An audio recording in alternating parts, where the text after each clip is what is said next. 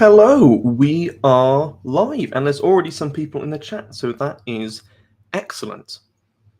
Welcome to today's stream. We are going to be talking a little bit about certain stuff, upcoming things. Let me just make sure that everything is working properly.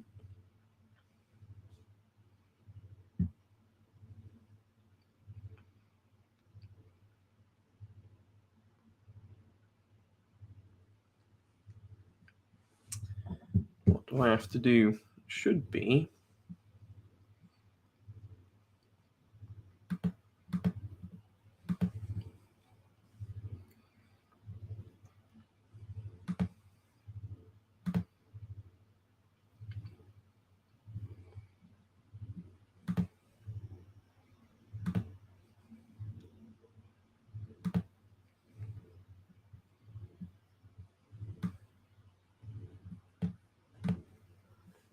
There we go. Awesome. There we go. It is working. Okay. We have got some people in the chat. Hello. Thank you for joining us today. We've got some people saying hello. Hello, everyone. This is Sparta. Absolutely. Good evening, Mike. Mike is back. We've got some people joining us today. Awesome. Thank you guys for being here. This is the first official Leonidas Spartan live stream that we're doing. I did one earlier this week that ended up being actually a lot of fun. It was like 2.5 hours of chatting, and I did not expect it to be that. So that was awesome. A little bit of a test stream. So I think the poll was very much dominant on weekends, and if this time works for people, I think we will be doing Saturdays and around this time, hopefully every week.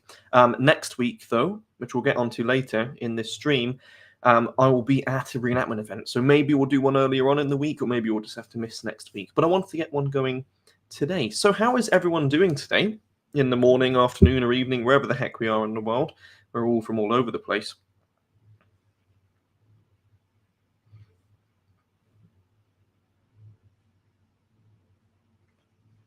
How is everyone? Making history today. Oh, yes, that's going to be us.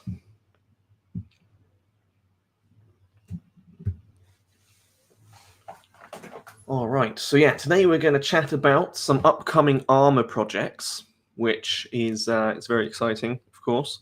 And we're going to be talking about Days of Nights, which is an upcoming event next weekend in Ohio, an event that I'm really, really excited for. And we are going to just have a chat amongst ourselves. Last time we managed to do that for 2.5 hours, so that's good. I know there's a bit of a stream delay as well. I apologize for that. I think it's about 10 or 15 seconds. So I'll probably see your guys' comments come up later than they should. We got Martin. Welcome, Martin. Again, if anyone hasn't checked out Heroes of Bronze, definitely go and check out that and support the project in any way that we can. Great to see Martin here. We got Danny Go in here, one of the longest channel members until fairly recently. So thanks for your continued support. All right, we've got 13 people in the chat, which is excellent.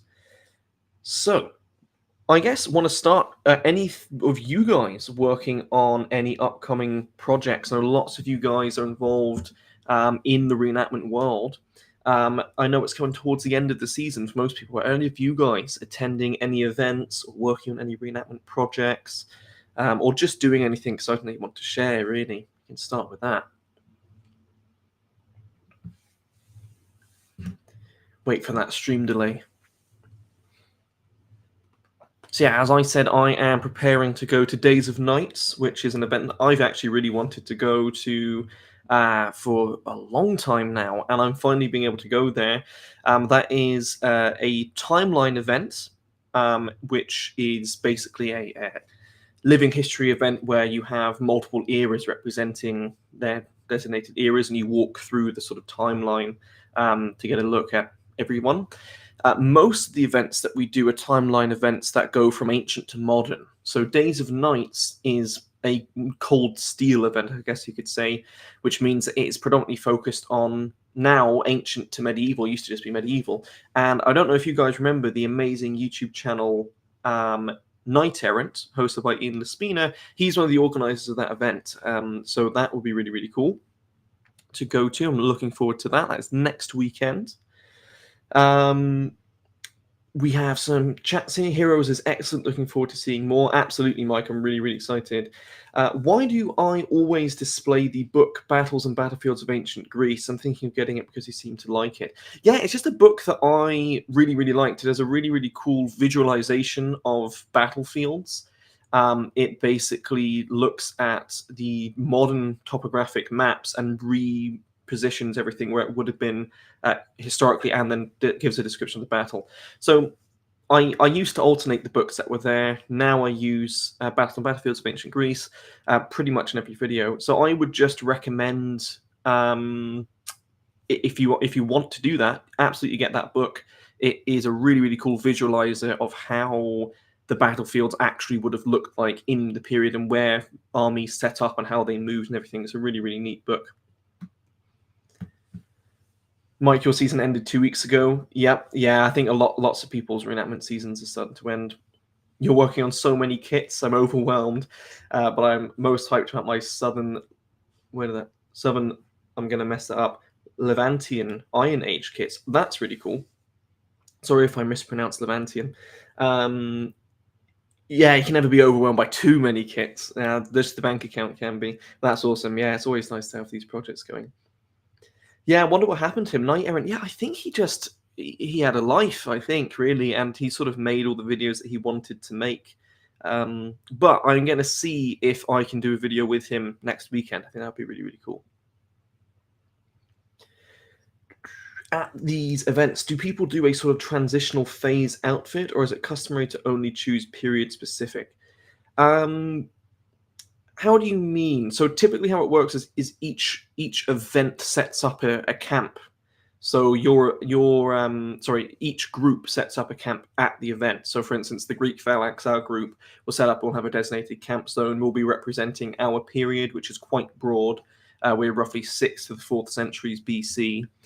And then next to us will be a Roman reenactment group that is 1st century AD Imperial Rome. Next to them will be the Osgood Vikings, or so on and so forth. So basically each group sets up a mini living museum exhibit that the public sort of walks around, and you do demonstrations, you talk to people, and you get to do some really fun sort of cross interactions with other eras. Whereas you have like other groups like Labelle Company, which is Ian's group, are dead set on, like, they are, I think, 1418. So they are a really specific time bracket. Some groups span a couple hundred years. It sort of depends on your period, really. And then some people who attend the event as a public member also attend the events in kit, I guess, or in costumes, but most people don't. Just saw you were live or scrolling down YouTube. Long time no see. From your late Hellenistic Spartan. Oh, Matt, nice to see you, Matt. Matt is a member of our group. He's also a Spartan reenactor. He has a Spartan impression. And I believe he just moved into a new place with a great big property that he's hoping to host events on. So that's really exciting.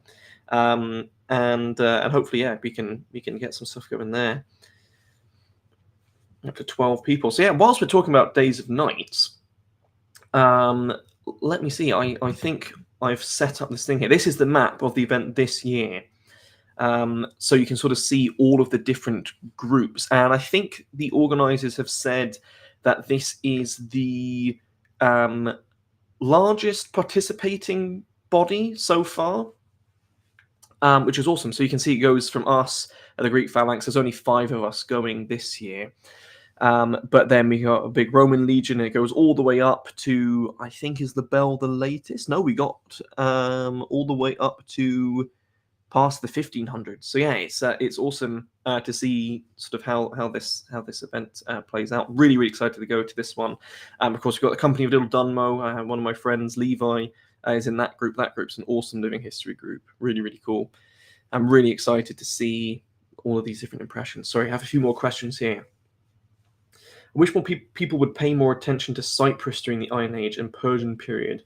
Very unique and often mind-blowing stuff. Yeah, there's a lot. Unfortunately, the ancient reenactment world especially is really lacking. Like, even ancient Greece until recently, like, our group has grown massively now, which is great to see. But ancients in general is a really, really missed out era of reenacting. And unfortunately, that means there's a lot of cultures which are also left out. And yeah, we see even like the Persians themselves. We have now some guys in our group, which is awesome to see, taking up Persian impressions, which is really, really awesome. Such a cool culture as well.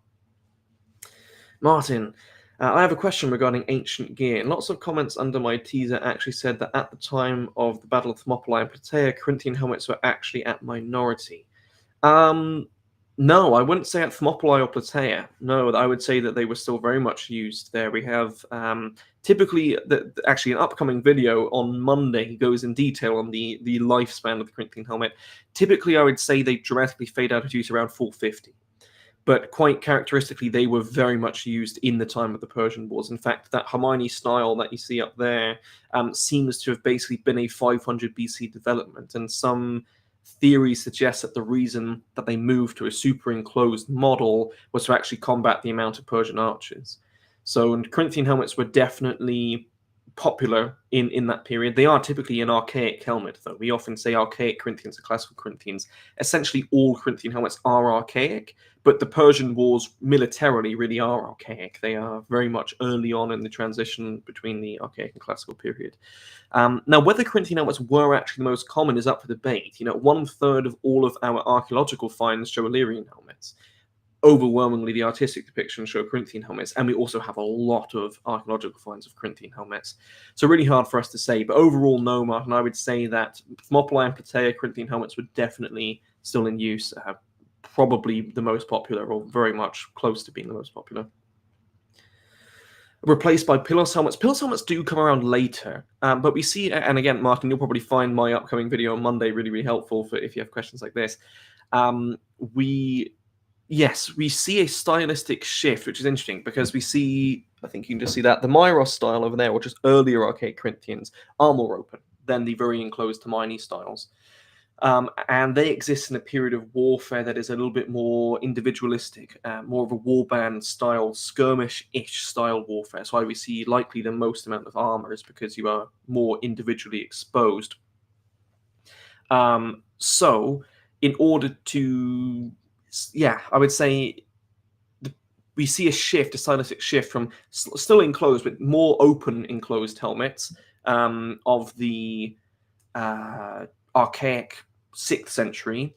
We then see the evolution to the most enclosed styles of helmets around the Persian Wars. We also see open-faced helmets, of course. We also see Chalcidian helmets and Illyrian helmets, but we seem to see the evolution of the Corinthian to most enclosed is around 500 BC. And then we see overwhelmingly a choice to go to more open helmets. And this is likely true for multiple reasons. The one that I think is because campaigns got longer. So when we're talking about the archaic period, this is obviously not applicable to all battles, but typically you are not going away for war for very long. You're going across the mountain range to a neighbor, you're fighting over farmland for a long weekend and then coming back. You have 3 days. You march one day, you fight one day, you come back the next.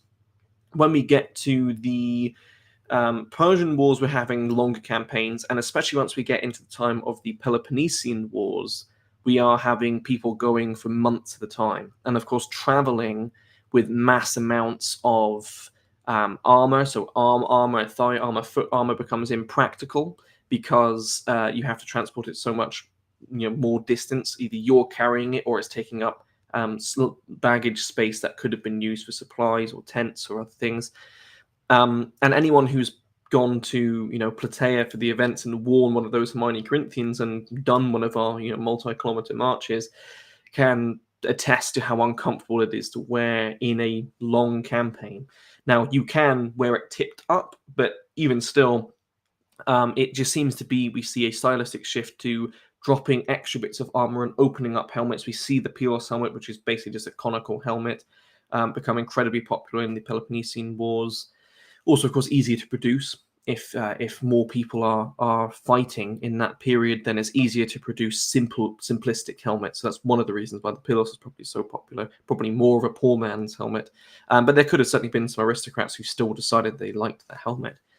But yeah, we seem to see an overall stylistic shift to more opened helmets when campaigns get longer. So it's you're less protected, but it's easier to do other campaigning things. But we can't say for certain. I'd imagine they became more open because the field of view is also trying to look at a limited image over a long period of time. Yeah, although to be quite honest, the vision in Corinthian helmets is pretty good, especially the Hermione. You can't see down very well, but otherwise straight up peripherals are excellent. And honestly, the vision in one of those is excellent. Your brain basically filters out this. Imagine cheek guards on helmets should be very, very close fitting. So basically put your hands touching just the tops of your cheeks. That's what vision you have blocked. So you can still pretty much see everything. But yeah, the Hermiones, you do have a little bit of tunnel vision in the sense that you just can't see down. So it could certainly be something to it. Overall, I think the shift is likely more to economic reasons. It's easier to produce helmets that are less complex, I should say, and for comfort of campaign.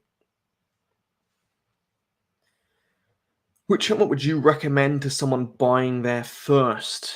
Ooh, for the broadest time span, that really depends on the period that you're wanting to do. If you're wanting to do archaic through Persian wars, then you can't go wrong with a Corinthian or an Illyrian helmet. Corinthians are really iconic, absolutely awesome helmet. I own far too many than I should. But at the same time, if you are wanting to build an impression that's maybe a little bit more unique, going with something like an Illyrian helmet, which is also incredibly popular and quite underrepresented, I think, in the reenactment world, could also be a really, really good choice.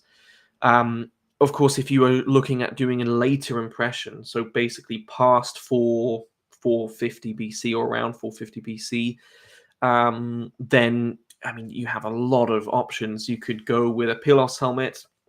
You could go with a Chalcidian helmet. You could go with an Illyrian helmet. You could go with an Attic helmet. Really, really many choices. So really, I think it depends on what era you want to do. If you're wanting to do that, Persian wars or before, archaic through the Persian wars, then I'd recommend doing a Corinthian or an Illyrian helmet. Sort of timeless as well in that sense. Thanks for the clarification. Good vibes. So many opinions out there. I'll stick to people who know their stuff. Yeah, no worries, Martin. And it can always be a debated topic. Yeah, typically I would say depicting a Corinthian past the year 450 BC becomes anachronistic, becomes a bit of a stretch. Not that they wouldn't have existed, but they weren't in the current fashion. So, of course, if you are a poorer individual and your father wore a Corinthian helmet and it's still a perfectly practical helmet, then there's no need in replacing it. But there wouldn't have been, I think the latest Corinthian date that we have construction-wise is around 450 BC. So it seems that they basically dramatically drop out of use past that point, yeah. Do we have evidence for any kind of neck armor? I feel like it would be a really good idea, rather, as it is a rather dangerous area to get hit. Yeah, you know what? Let me switch back to this screen. So we don't see neck armor in a sense that we don't see like aventails or standards, but we do see on bell cuirasses quite rarely flanged areas. You can sort of see it on my one. Mine isn't as much, but you can sort of see around the back. It has a raised thing. So we sometimes see on certain bell cuirasses literally a raised collar that goes around. But otherwise, no, we don't see any other style of neck armor. Necks are a really complicated part of armament because, of course, you need to be able to move your neck, but it's a really vulnerable part. So necks for most of history aren't really protected. In a warrior sense, most of the time necks are rather exposed. But in a hoplite case, you of course have a shield. You have cheek guards of a helmet, which typically only come down to about the jaw, but sometimes they come elongated. More of a characteristic of the Hermione style Corinthian. But yeah, otherwise, typically apart from that occasional little flanged area, no neck protection, and that fades out of use with the bell cuirass, which is interesting. All right, we've had a few comments here. Let me go back up. One more related question. What about Attic helmets with hinged cheek pieces? When's the earliest those appear? That's a good question. I think they are also around the mid 400s, maybe around 470. Attic helmets are really, I find them anyway, more confusing of a typology because there are a lot of different styles like Thracian helmets and Attic helmets. Then you have Attic Thracian helmets. Of course, these are all modern terminologies.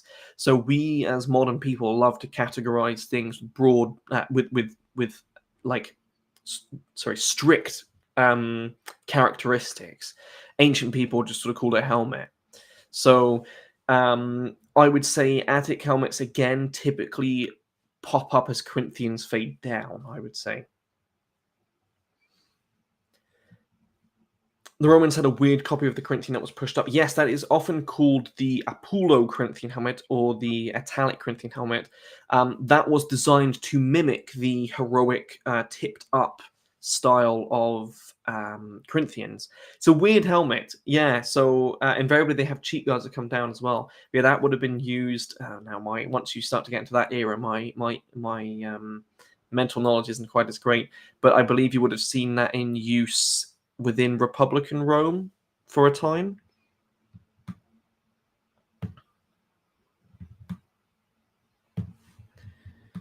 Trying to scroll down my chat here.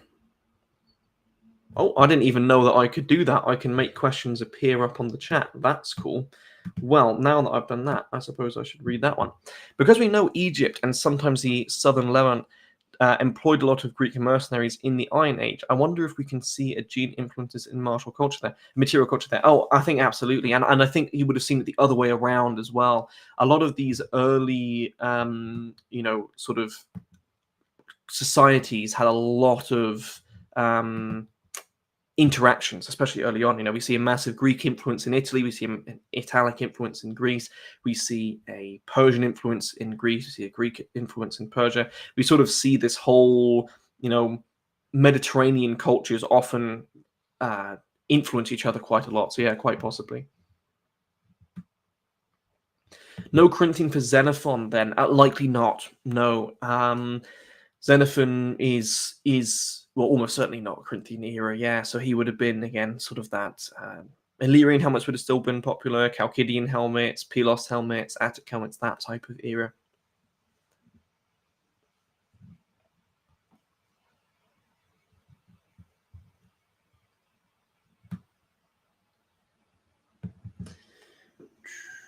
Curious question. I wonder if the old Corinthians that people were wearing in the late periods were eventually converted into Chalcidians or other helmets that have Corinthian features. Oh, I think that is absolutely a possibility, and in fact, we have quite a curious. Maybe I should do a video on this. It's a helmet that is often called a hinged Corinthian that we see in artwork. It doesn't resemble many Chalcidian helmets, and it literally looks like a Corinthian helmet with hinged cheek plates. We have no archaeological finds of these remaining, but we see them quite commonly again, around that transitional period in artwork. So I think that lots of Chalcidians, even reenactors do this, right? Some people convert Corinthians into Chalcidian helmets. And again, it seems we have this sort of sub-bracket of hinged Corinthians that are essentially Chalcidian helmets that just look more like Corinthians. So yeah, I think we would have seen, Frankensteined armors in that way of people, not necessarily crudely, but people converting older, still practical armors into the current trend. So yeah, I think, Matt, we would have probably seen some stuff like that. Yeah, it doesn't seem to make much sense to discard or melt them down unless the metal was, yeah, exactly, repurposed. Yeah, and I think that's the thing, is we often look at things, and we sort of have to speak in the terms of the norm as opposed to the exception. But yes, I think like that's the thing when people try and categorize armor as it isn't used past this time. I would agree in a broad sense. I think you would have still seen overlap though between out of date armors that are still practical being used in a period where they seem odd. The same way that like today some people still wear old styles of clothes, right? Like even young people dress in old fashion, or some people still drive cars from 2002. If it's not broken, there's no need to fix it. So yeah.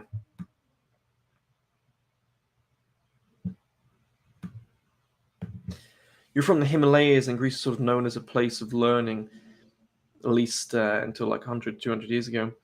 That's interesting. Yeah. So, yeah, that part of the world, awesome place. How Himalayas? That is an interesting. I don't think I've ever met anyone else that's from the Himalayas.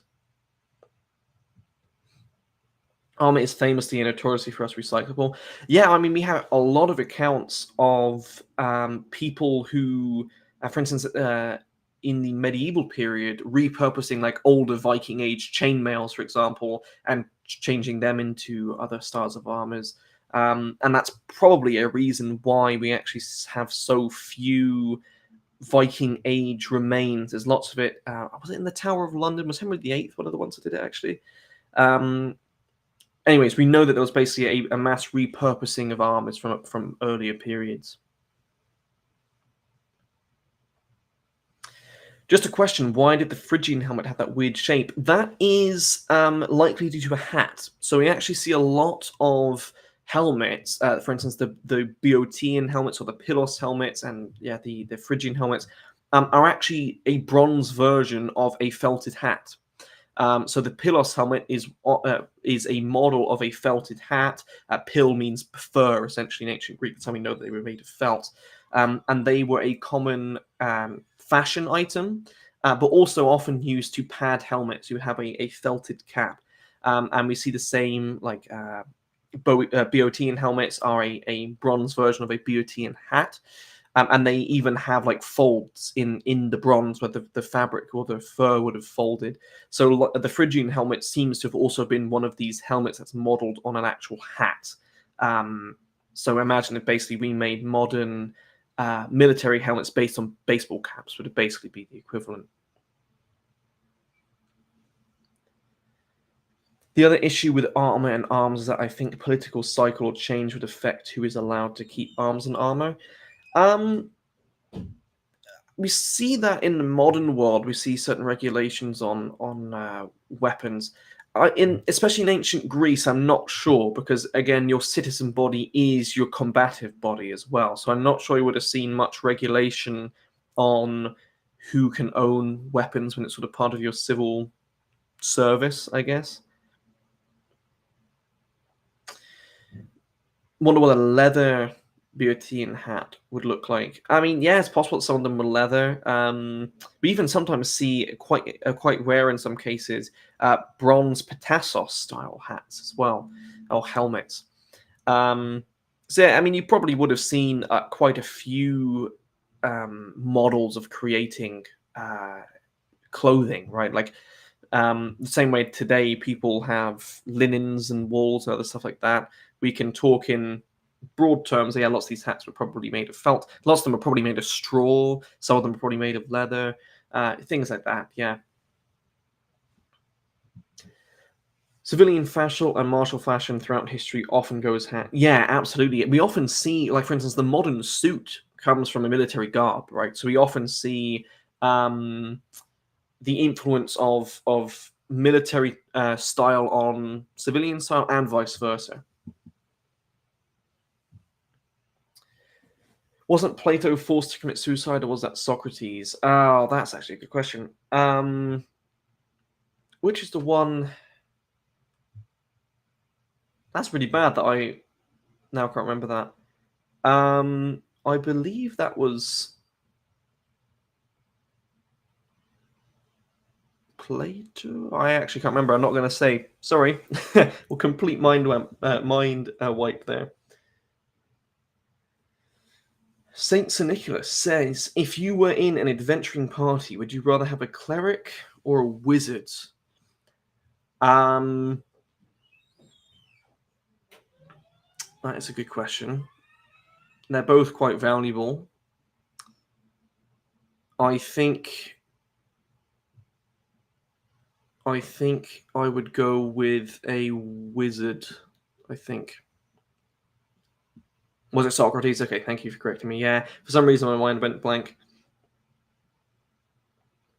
Seeing as their weapons were similar to tools used by chefs, leather workers, etc., I doubt they would be controlling who would be able to own weapons. Yeah, I agree. I don't think we would have seen it in the ancient period very much. Yeah. Maybe some regulations based on slaves, but then we also know they armed slaves, so it's a bit of a sticky situation. But yeah, I don't think we really see like weapon bans in the sense that we do today. All right, speaking of armor, I have some new armor that I want to share with some people. And I think I have it here on this screen.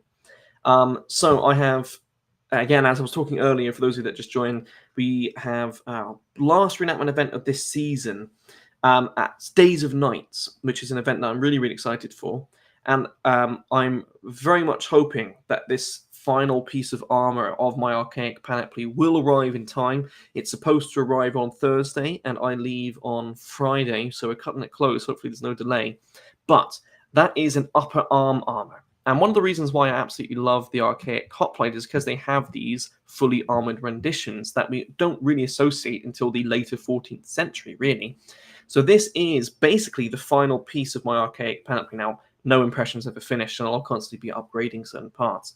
But this is a really, really cool upper arm armor that is based on one from the museum in Olympia. This is the one that it's based on. This was made for me by Lieber Steel Crafts, and they did a really, really great job. Lieber Steel Crafts does great work. Unfortunately, they have absolutely terrible communication skills, and I commissioned these over a year ago, and people that commissioned stuff a month ago received stuff before me. So they are really, really bad at their aligning time for customers. But anyways, they made it. They did a really, really nice job. Really, really happy with how it looks. So this is an upper arm armor. We only ever see it on the right arm, never the left, because of the shield. I think that it looks absolutely awesome. I'm really, really excited to get that done. And the most exciting, I see someone in the comments already seen it. I have wanted for so long to get a pig-faced bassinet made. And I actually commissioned one 5 years ago, and bless him, Maxim Armories was the guy who I went with, and he was from Ukraine, and unfortunately his whole life got turned upside down, but his shop got blown up in the war, and with it my bassinet. And I have now gone to Art of Steel, who's another Ukrainian workshop, and they have started making me a bassinet that is based on a 69 from the Wallace.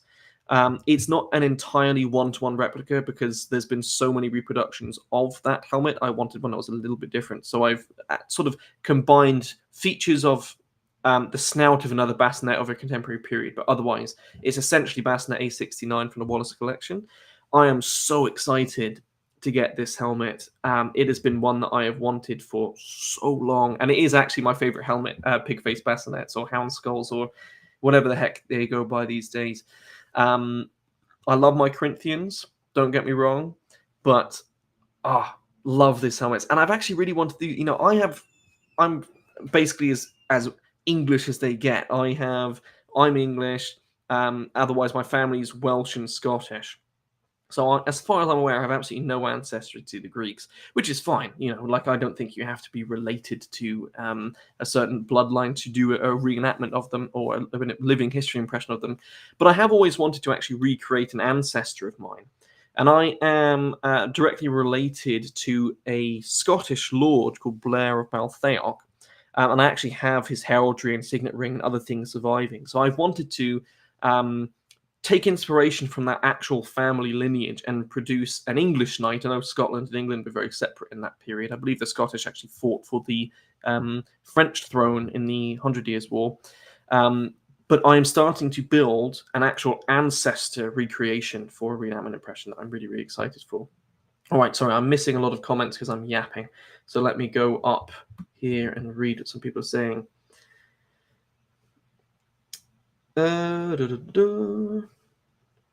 The armor looks interesting. It's just such a cool stylistic piece of armor, in my opinion.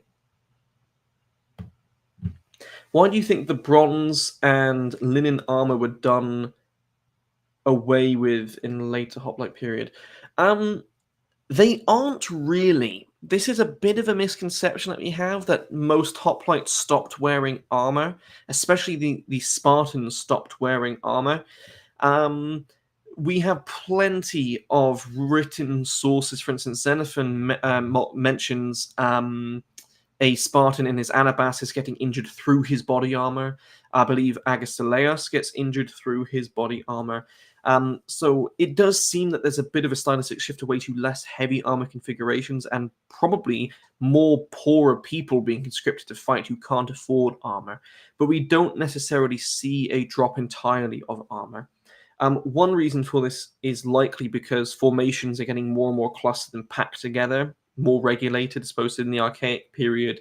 You have quite loose formations, more of a skirmishing mode, as opposed to as you get further and further into the classical period, the phalanx gets more developed and you are covered by people and shields, so armor is a little bit less needed.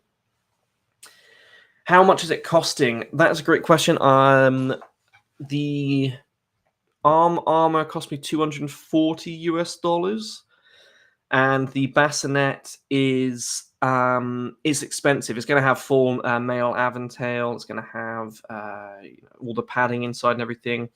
I don't know what it is in USD. It's costing me about 3,000 Canadian dollars. So the current exchange rate is probably about 5 USD. It's probably just under 2,000 USD. Cool, love those upper arm pieces. Yeah, I mean, and Martin, you've done some renditions of them in your Heroes of Bronze, which is one thing that I really love. And I'm actually currently writing an article. This is something that's really exciting. Many of you are probably familiar with the magazine Ancient Warfare magazine. I am currently writing an article for them on the creation process of my archaic panoply and how I went from statue to real life. So I'll keep you guys updated on that, and possibly a partnership with Ancient Warfare magazine. Oh yes, Beak Helmet. Oh yes, we're gonna peck the French away. You had a very similar experience with Lee, but yeah, he's a really nice guy, and he does great work. But yeah, his business management side is unfortunately really, really, really lacking.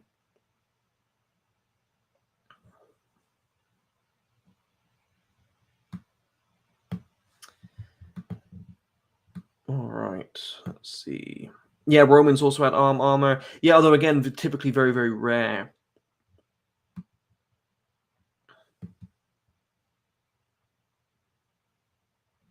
Yeah, he did unfortunately go through some personal stuff. One of his relatives passed away, unfortunately. Yeah, absolutely. Don't blame him at all for that. But it was, again, I commissioned my armor over 9 months ago. I think it's a year ago, and it was more just like other friends of mine. He even made stuff for them for free and gave it to them. Other people within our group. The reenactment world, especially in an ancient Greek context, is a very small community. We're literally all on one Facebook group, so everyone sees what people are getting. And unfortunately, yeah, he seems to prioritize some people, not prioritize others. But overall, the work when you get it is really good. It's just how long it takes. Could be in 2 weeks, could be in a year. It's just a little bit unfortunate. Matt, where and when is this event happening, and what other events are you also planning on going to? Because I'd love to test to see how Hotline Armor fares in medieval art. Yeah, so Days of Nights is in it's in Ohio. Let me check on my phone. It's in a park in Ohio. It's about 10 hours away from us. Days of Nights. It is in Ohio. That's a game store. Days of Nights reenactment event.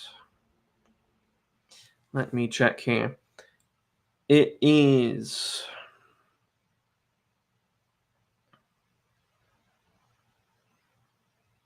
Yeah, this is when having a 10-year-old phone is bad because it's slow. Let's see. Days of Nights is free. Yes, it is. So just outside of Columbus in Ohio. It's October 4th and 5th, so next weekend. It's in the Charles Alley Nature Park in Lancaster. That's where Days of Nights is. So if anyone is close to that area or semi-local to that area or wants to commute a couple hours, I would highly recommend doing so. The event looks really, really cool. And then, Matt, what other events am I planning on going to? That's it for this year. So till next season, definitely be doing Loudon. Not sure about MTA. MTA is a difficult one because it's a 15-hour drive, so I spend as much time driving as I do at the event. I plan to make Days of Nights every year. Then there's, of course, in 2027, yeah, but that's a little bit away, the Pylos event. I'm not sure yet if I'm going to that. And then we'll see. I'm also hopefully joining Labelle Company as well, so I might be having to split which events I go to, depending on medieval or ancient Greece. All right, sorry guys. I know I'm already have a stream delay, and then I read and respond to comments I yap too much. Liber still does very good work. Yes, absolutely. Hello from Greece. Hello. Thank you for being here. Nice to see you. Those locks say otherwise, brother. Now, when was that? Probably in relation to me being super English and Scottish and Irish. Yeah, although my mum also has really curly hair. How many Spartans would it take to beat a USA Marine company? I actually don't know how many people are in a USA Marine company. And what are we talking about here? Do they have guns and the Spartans have spears? In which case, I think it would take quite a lot. If you're talking in a one-on-one fight, like a boxing match, then the USA Marines would have more combat training. They'd probably be bigger and bulkier. Yeah, probably not looking great for the Spartans. When do you think the Hermione Corinthian helmet comes into use? Around 500 BC.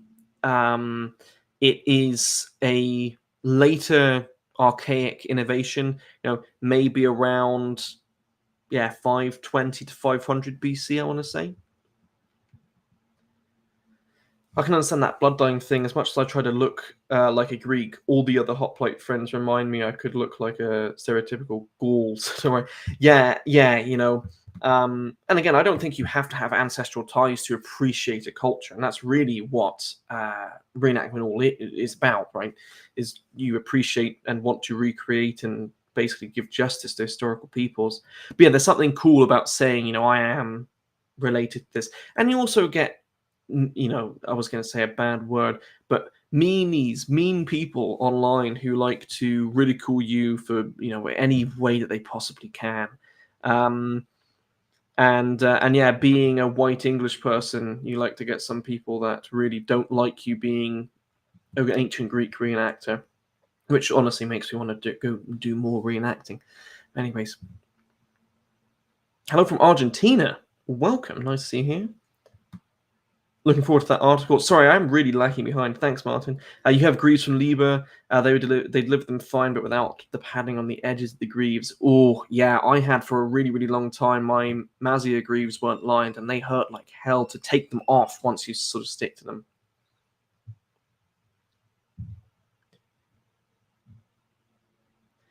Which battle in ancient Greece would you like to have witnessed? That is a great question, and there are so many possibilities. I mean, the Battle of Champions is my favorite battle, I think, from a storytelling standpoint. Awesome battle. That would be cool to witness, to actually see how did it go down. Was it predominantly myth, or is that true? That would have been a cool one to see, and also to see how archaic hoplites fought. That is specifically my main interest. So Battle of Champions would be an awesome one. Also, I mean, of course, Thermopylae would be awesome. To see, how accurate Herodotus' accounts of fighting in relays and all of that stuff. That would be really, really cool. And Plataea would also be awesome just because of the sheer scale. People forget Plataea was the largest land battle until fairly recently in terms of numbers. There was close to 400,000 people, I believe, present at the Battle of Plataea.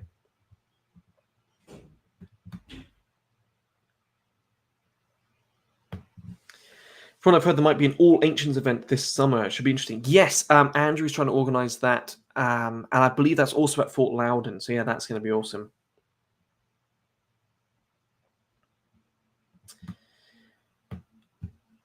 Um, Raven Wannabe, hello. That's a very frequent commenter. He comments on most of my videos. Hey man, a little off topic. What do you think would have happened if the Greeks did not retreat to Thermopylae? They would have been overrun. I think it's pretty safe to say. I mean, we know that the Persians got behind them. The Persians had more staying power. Yeah, overall, I think it's an interesting idea. I think to pose the question, what would happen if the Persians didn't get behind?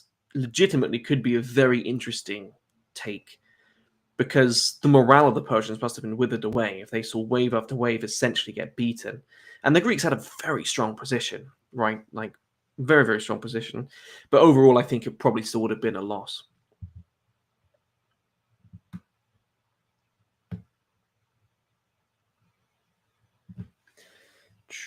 Saint Nicholas, I think I missed your follow-up. What type specifically would you like, what type of specialty would you like a wizard to have in my party? To be honest with you, I'm not as big of a role player in that sense of D&D. I can't really say. One that loves to spam magic missiles. Apostles Films, hello. Adam, you look amazing. Oh, thank you very much. We will make you look Greek. Thank you. I mean, hey, in the Canadian summer, I get quite a nice tan. It's just I lose that really quick in the winter. But yes, we'll get there. We'll get there. How real are the stories of the Trojan War for the army's tactics, weapons, and horses? Probably not very. My take on the Trojan War is that it was probably a conflict that happened, but Homer is writing, if Homer's one man, is writing, hundreds of years later, and it is a poem, right? It's a work of fiction inspired by historical events. Now, the way that he describes the combat and stuff like that, yeah, I think is probably quite applicable. He would have had lots of charioteers. He would have had probably more heroic style dueling. But overall, I think we have to take with lots and lots of grains of salt. I would probably say, a more realistic sense that there wasn't a 10-year-long siege. Maybe there was a 10-year-long conflict that ended with the sacking of Troy. Did Achilles exist? Probably not. Maybe he did. Maybe he was inspired by a real-life hero. You can't really say. We know that certain people did exist, like Menelaus and stuff like that. But yeah, so overall, I would say it's basically like a historical fiction. Yeah.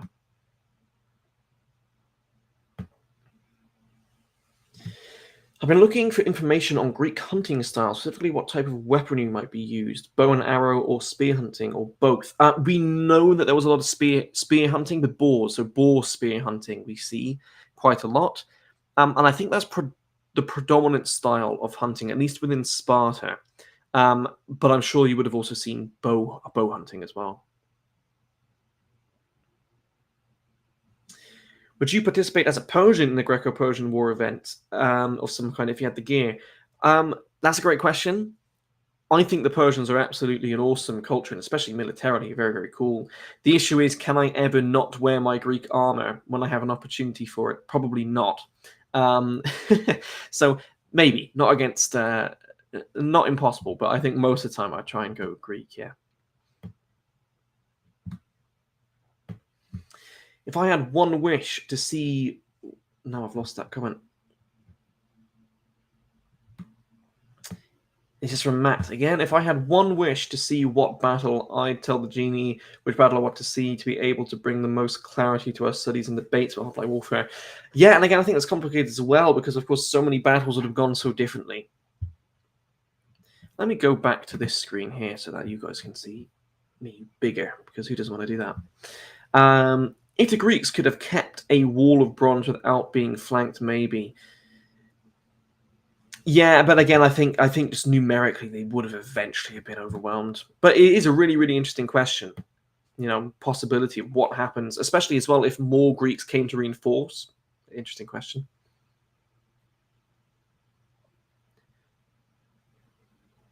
Oh, Matt, you're now bordering Quebec. So it's not going to be too long of a drive. Yeah, Quebec's not that far away. I mean, well, Ontario and Quebec are huge provinces. I think lots of people forget how big Canadian provinces are. They're like, you guys have, loads of states. We don't have that many provinces, yet we're also a bigger country. Yes, so to actually get to Quebec isn't a very far drive. I can get there in about an hour. But it depends which side of Quebec you are. But yeah, so we'll see. If you're that close, I mean, like, 6-hour drive would be awesome. Because again, where we are, most of the events are at least a 10-hour drive up to like 15. So yeah. How active did the Greeks think their gods were? Well, this is really interesting, actually. And there is a member in our group, John, who is massively valuable when it comes to religious and sort of more daily life stuff, food and stuff like that. He is currently writing a paper, I believe, on religion. And who knows, maybe we'll get him to do a video in the future. It'd be really, really cool. But the way that the Greeks write about their gods in battle, they have a very, very practical presence. In the sense that the gods will literally come down and like guide a spear to hit someone or miss someone, right? That style of thing. The gods were a very present entity, physical entity, not just spiritual, in the way that lots of the Greeks describe combat. Kyle, hello, thanks for joining us. Yeah, and the idea of a years or decade-long sided. Sorry, there's a fly in here that keeps flying in my face, and it's annoying. Campaign seems exaggerated to me. Even great powers, like, yeah, right. Yeah, it just seems a little bit unrealistic, I think, to assume that there is an actual 10-year-long siege. I think, again, having like a very long conflict of, various assaults on borders, I think is probably more realistic than an actual continued 10-year siege on Troy. But we can't really say for certain. I mean, I think the archaeology about Troy is really interesting. The more and more that people look into it, the more it seems to have actually happened, So do I think there was a Trojan War? Yes. But do I think it played out the way that Homer writes about it? No, not necessarily. That would probably be my stance. If you wanted to be born anywhere in Greece during the Archaic to Classical period, where and when would you want to be born? That is a great question. You see, I feel like there's two ways to answer this. Either a tiny little coastal village that no one cares about so that you don't get wrapped up in loads of conflicts and live out a pretty peaceful life, or you choose something like Athens or Sparta that just had huge cultural presence, I think. That's an interesting question. Why do you think Thebes had a short time being hegemony in Greece? Well, Thebes is interesting, right? We often sort of talk about Spartan hegemony existing, quite briefly, and then the Thebans dethrone them. But then we have to remember that Epaminondas led a very failed campaign into the Peloponnese, and loads of the subjects of the Lacedaemonians that he had subjected rebelled against him again. So it just seems that Thebes didn't really have the staying power. And then, of course, Macedonia sort of came in after everyone was fighting each other. Would you be willing to make a video recommending books or articles on ancient Greece? I love reading material on ancient warriors. I'm currently reading on the Knights Templar. That's a great question. It might be the type of thing that I would do YouTube shorts on, like a book recommendation. I have a few actually just over there that are really, really good that I've enjoyed. The number one book that I recommend, where is it? Right here, let me grab it, is Hoplites at War. I don't know if that's going to be mirrored for you guys on the webcam. This is by, you guys know Paul if you watch the channel, excellent historian, friend of mine. This is my favorite book on hoplite warfare. It is an excellent, it covers a lot of really valuable and practical information on hoplite warfare with experimentation and with diagrams and things like that. Really, really excellent book written by Paul. I'd really, really recommend that one. But otherwise, Hoplites at War is the title of that one. And I also do really, really like Battlefields of Ancient Greece. Yeah, it's a really, really cool one. Did the Greeks think that their gods might really show up, like during the Peloponnesian War? Or was it considered?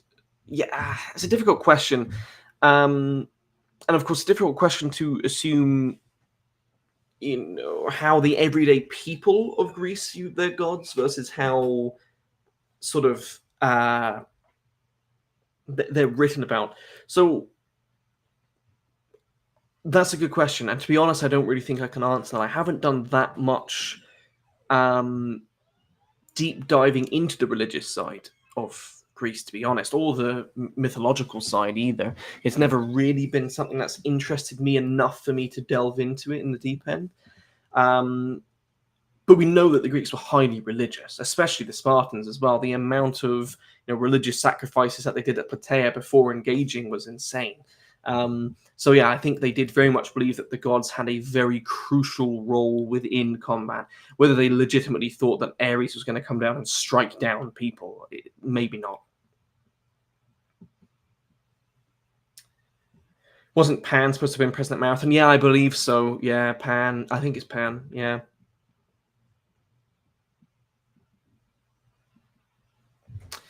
Alexander the Great, to be quite honest, that's not an era that I've ever done research in. It's about 300 years after my main era of study and practical recreation. So I can't really comment on books regarding Alexander or Hellenistic styles of warfare, unfortunately.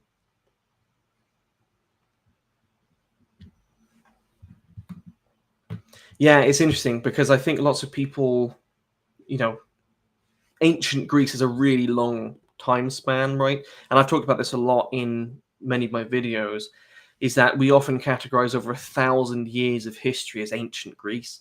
And it changes quite a lot, right? So yeah, so my main focus is 6th century BC archaic style warfare into the transition of the Persian Wars. Is sort of my main era that I recreate and that I focus my study on as well.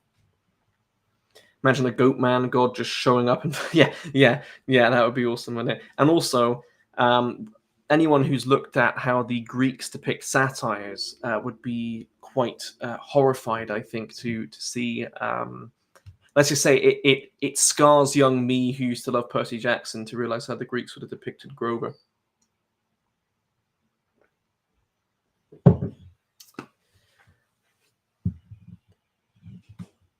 Yep.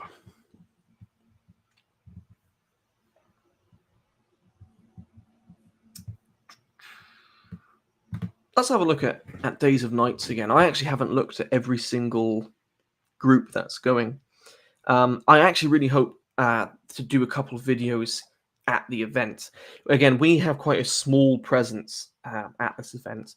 But if any of you can go and would like to go, if you guys are around, was it Lancaster, Ohio, I think it is, this would be a really, really worthwhile event to go to. And definitely go and say hello if you guys are there. But yeah, our group, our maximum effort event is Fort Loudon, which is in Pennsylvania.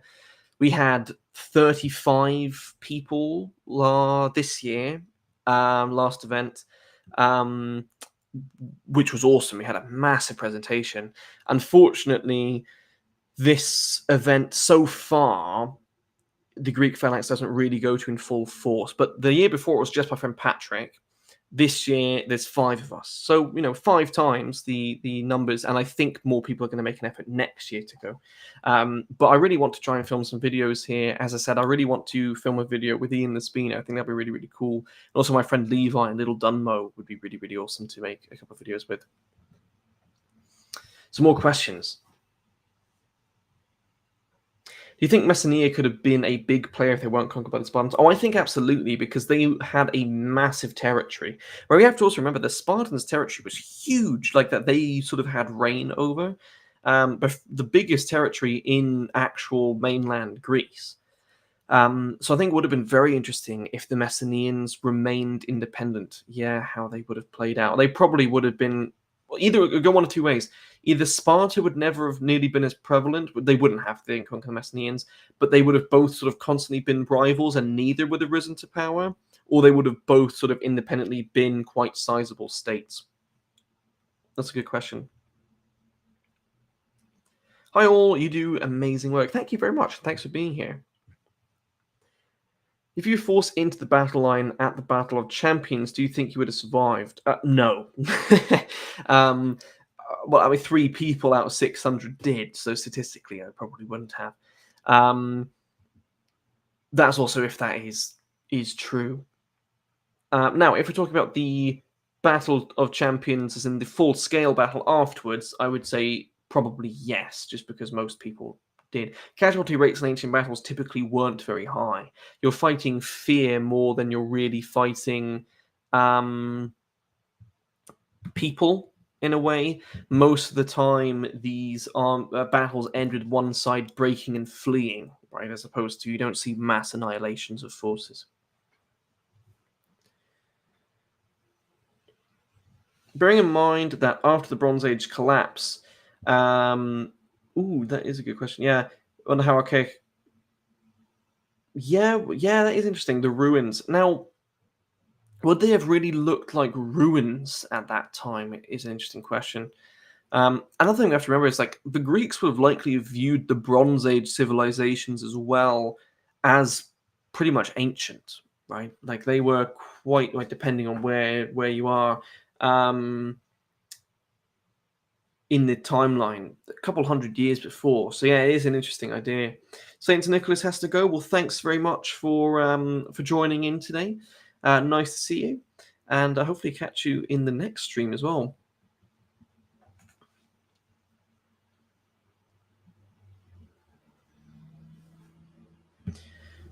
Some historian said that Messene had 250,000 people. Really? That seems high to me. That does seem high to me. I don't even. What was Athens' population at its peak? Was it around 400,000? So maybe, yeah, I guess that's not impossible, but that is interesting.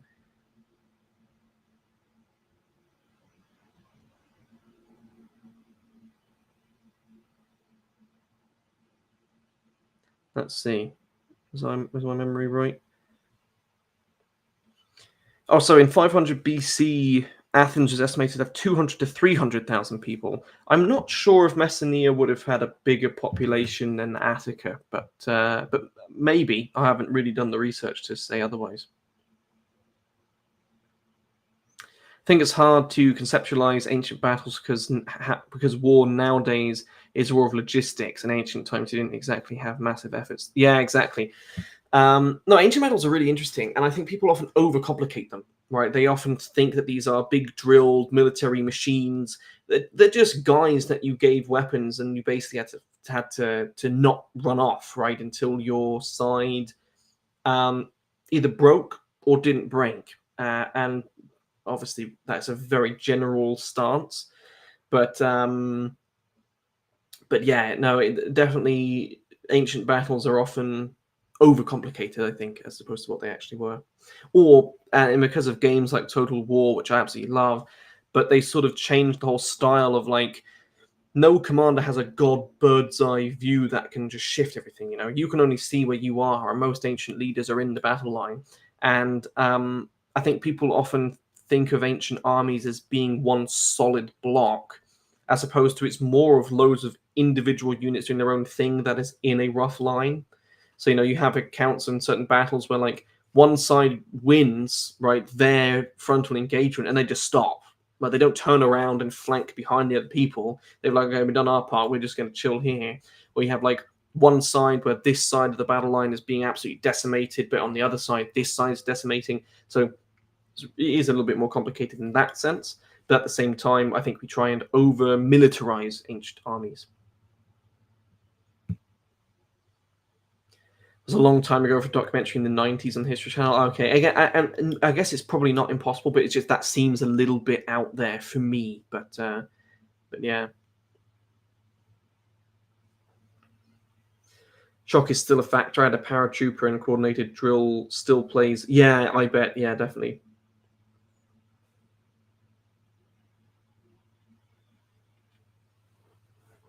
Now, warfare is a really interesting thing, and I think we often disassociate modern people from ancient people. Like psychologically, humans haven't really changed, right?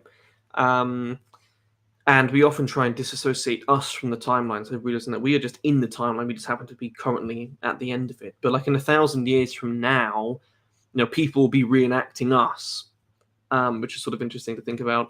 You know, and they'll start talking about how primitive we were because we believed this was the case, or how barbaric that civilization was that they had combat sports, they had boxing. You know, it's interesting to sort of think stuff that we say about ancient people, people will probably in the future be saying about us. Mike has to go. Thanks, Mike, for joining us again. Really nice to see you.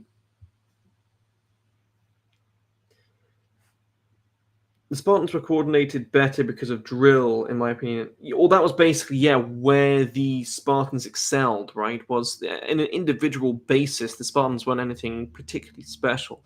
But we just know that they had a more structured, militarized body, basically. We know that they had more regimented units, supposedly Morai and Lochoi, that split down into smaller contingents.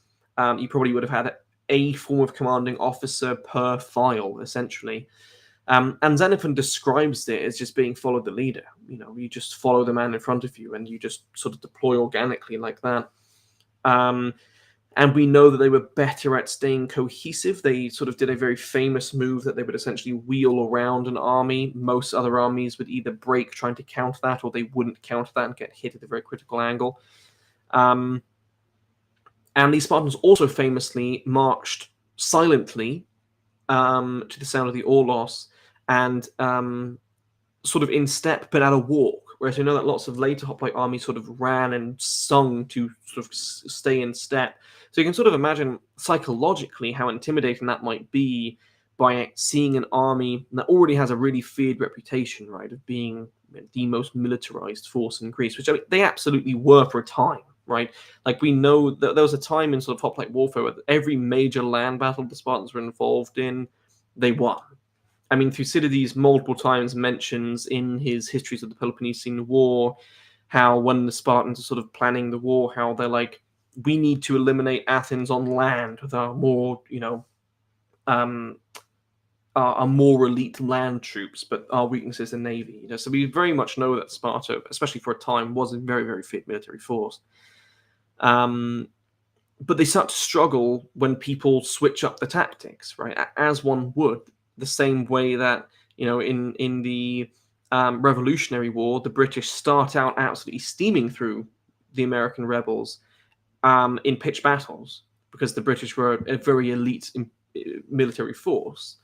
But once Washington starts changing up lots of the styles of engagement, the British struggle. And the same thing can be said for all military forces. America is a massive military force today, yet they still, struggled in Vietnam because there's a different style of warfare. So as soon as warfare gets changed, of course, if you excel at a ace form of warfare, then you start to struggle. So that's basically, we see most people who like to talk about tragic Spartan defeats talk about Spacteria and they talk about Leucatra, both of which are atypical battles, right? The Battle of Spacteria, the Spartans are surrounded on a cliff by slingers, not an engagement of they refuse multiple times to engage them on even footing. And Epaminondas and Polypodas completely change up the classical phalanx style on the Spartans. And we're still told that they started to win the battle early on and basically got overwhelmed. And it would be interesting to know if their allies had engaged, how different the battle would have gone. But yeah, so the Spartans were definitely a more elite force, but they cripple in comparison to the Romans. They're just citizen soldiers who seem to have been slightly more structured. And that was a big tangent, and now I'm going to sort of miss some more comments. Yeah, just drilling in general is uncommon. Yeah, absolutely. Yeah. Or you see basically battle training being implemented through everyday things like dance or group dance, right? Even simple drill is difficult when people aren't practiced. Yes and no. Like, you'll be surprised how simple this Xenophon's drill is that he describes to the Spartans. Like, we have reenactors who, like, I'll use Loudon. More than half of the people that were at that event had never done it before, and we had them executing Spartan drill pretty much seamlessly within half an hour. So it is the thing that people can learn quite easily. And we know that for a lot of things. Like Xenophon even describes, there's no need to practice sword fighting because the sword is just an extension of your arm. So that sort of tells you how they often treat sort of warfare.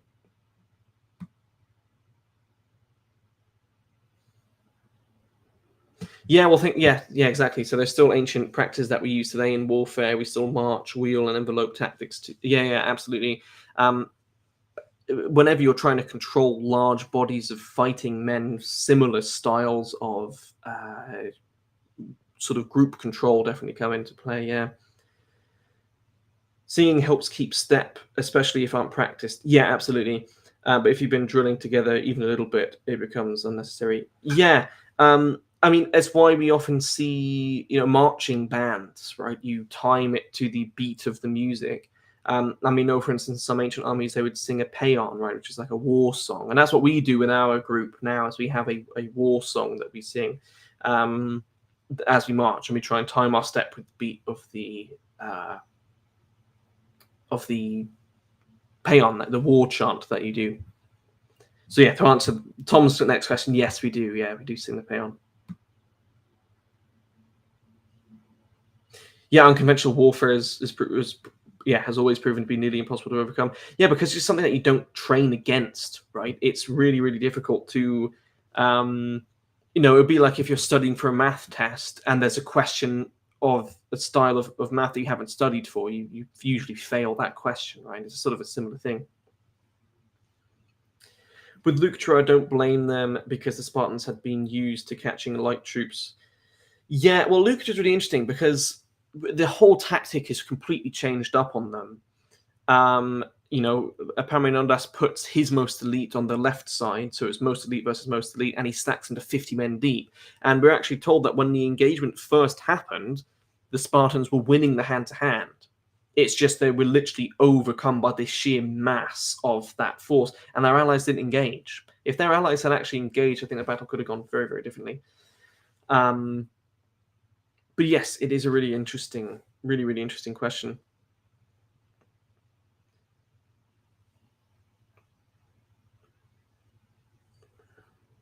Discuss the Tagetos mountain. Yes, so we actually have it's an old video. I want to revisit it now, but a dedicated video on whether the Spartans discarded babies. Very, very interesting topic.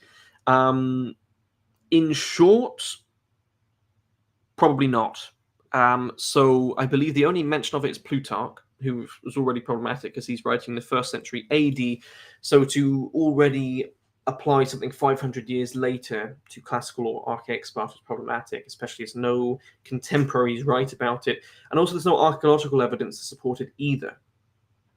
There's been 16 bodies found at the foot of Taygetus, all of which were adult males, so possibly executed prisoners or some other sort of group of people. And when babies die, when you do archaeological excavations, typically you don't find bones because they're just not developed enough. They sort of crumble into a dust. But there's been no archaeological finds of that bone dust or anything at Taygetus. Now, the fact, like, infant exposure was a thing that happened all throughout ancient cultures, so it probably happened in Sparta as well, in certain cases. But this idea that the Spartans, every child was analyzed for weakness or disabilities and discarded if deemed not at birth seems like complete nonsense, really. For one, we know of Spartans that have disabilities and aren't discarded. So Agesilaos has a shortened leg, right? He's a disabled Spartan. He isn't discarded. And your Spartiate citizen body is relatively small. So if you're going to be discarding loads of Spartiate citizens because they aren't, big babies, then your population decline is going to be huge, and your gene pool is going to be really, really small. So typically, it seems that infant exposure in Sparta was no more common than it was in any other ancient Greek city-state, really, at least in classical and archaic Sparta.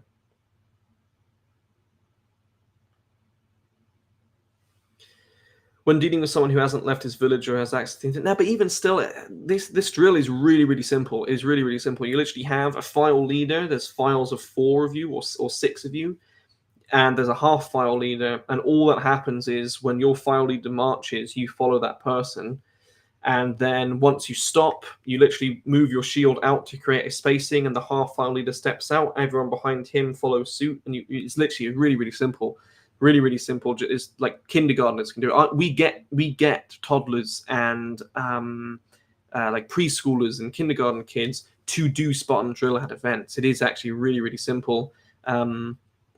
thing. Like, not like everyone's going to get first try, but if you're already doing group synchronized dance and other things like that, again, we get a load of reenactors who come together 4 times a year. We can execute these maneuvers relatively well, and it's almost certain that they would have been doing this more than just 4 times a year. So overall, yeah, Spartan drill seems to have been quite simple. Just their organized structure is really, really what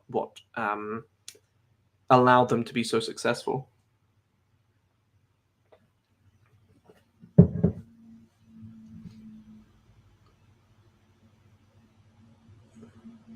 Let me...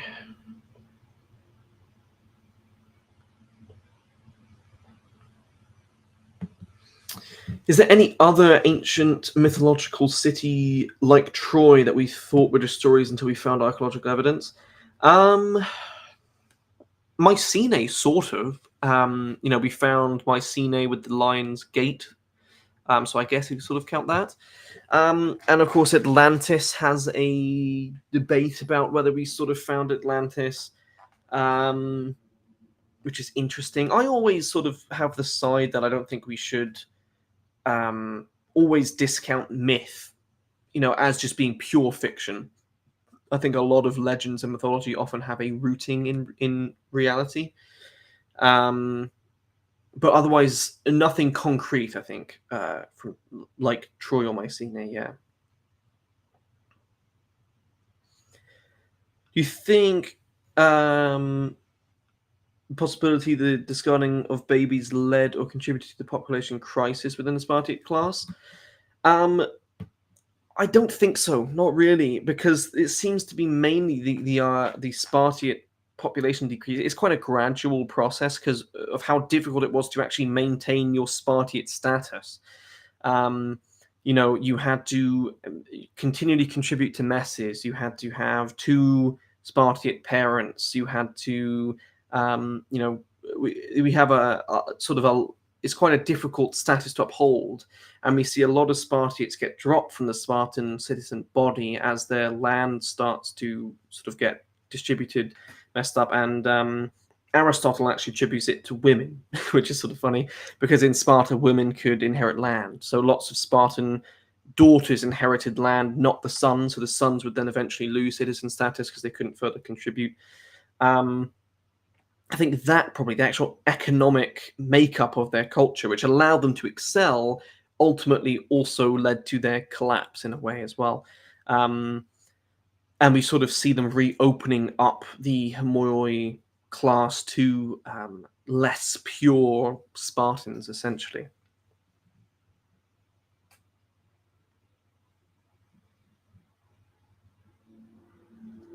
Myth is always based in truth, but later stretched.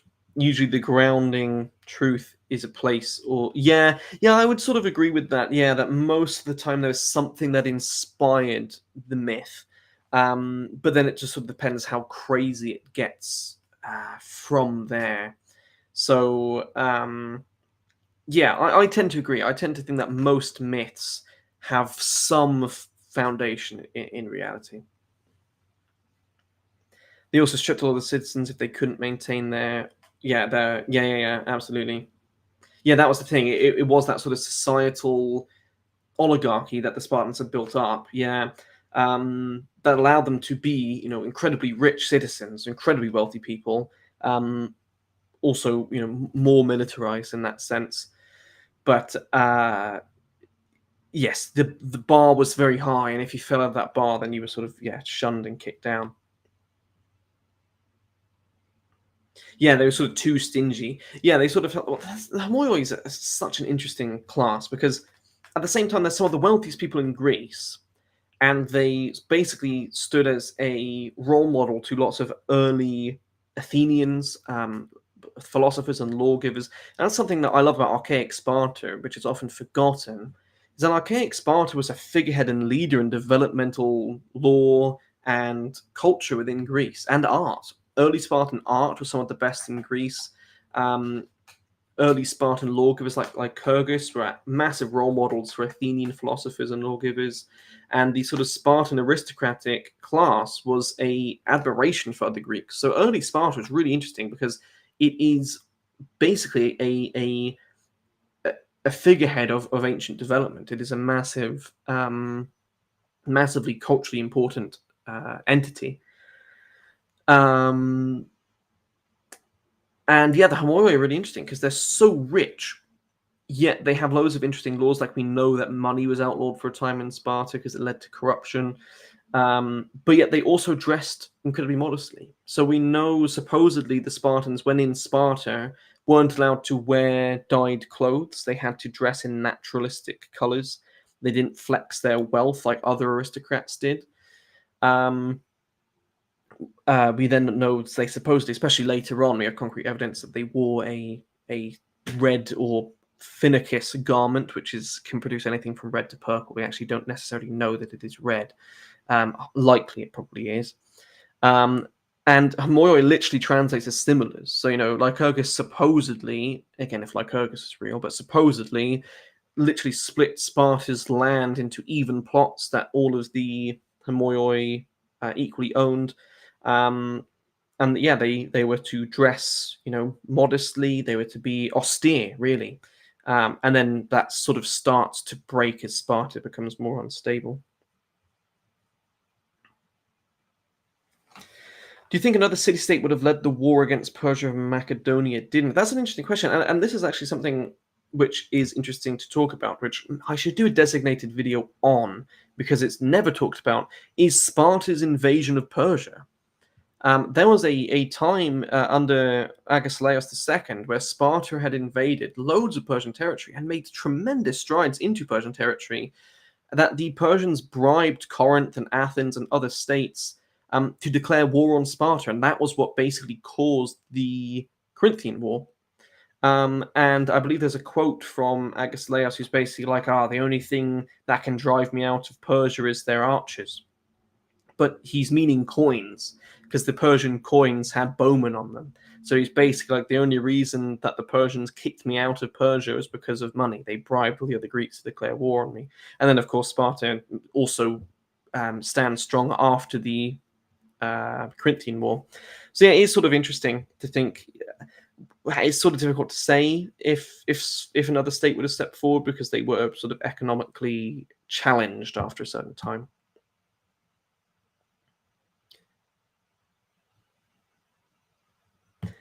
Rome, by contrast, was very open to giving citizenship to conquered peoples. Yes, but also not at the same time. Like, we have multiple auxiliary revolts because they weren't given the same rights as Roman citizens, which is sort of interesting.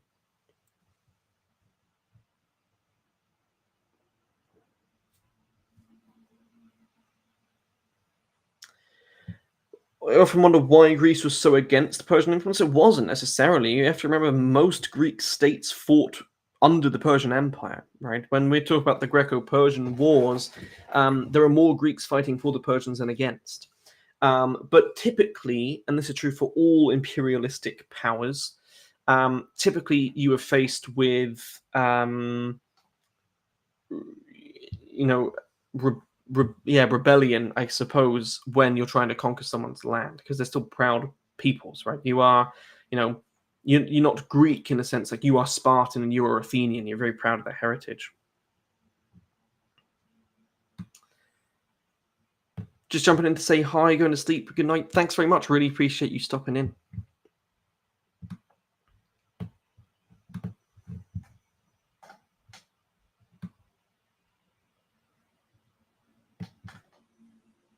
Yeah, disvalue their own independence. Yeah, I think that was massively it.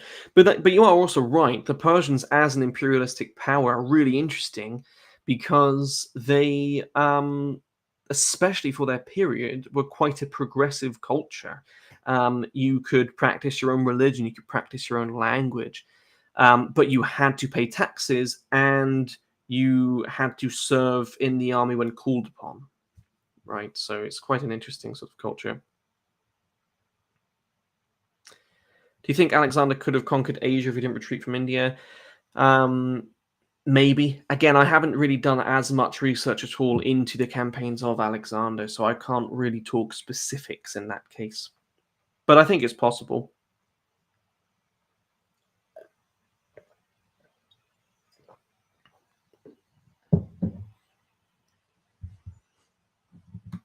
Yeah, I think it is possible. I always like to think about that.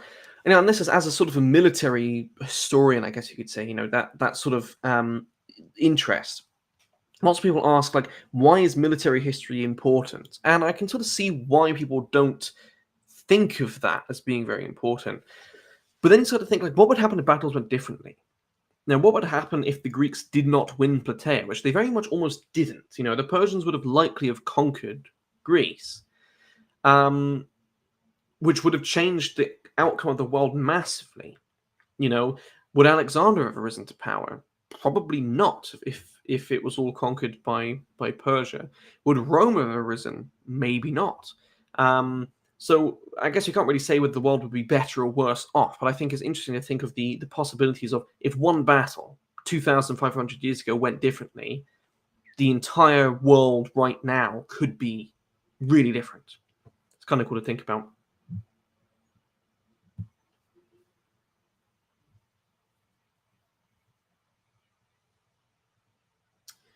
The Greeks left settlers in other places like Ukraine. Yeah, Ukraine was a massive, still is today, but grain producer in the period. And yeah, lots of Greeks had a lot of trade routes with what is now Ukraine.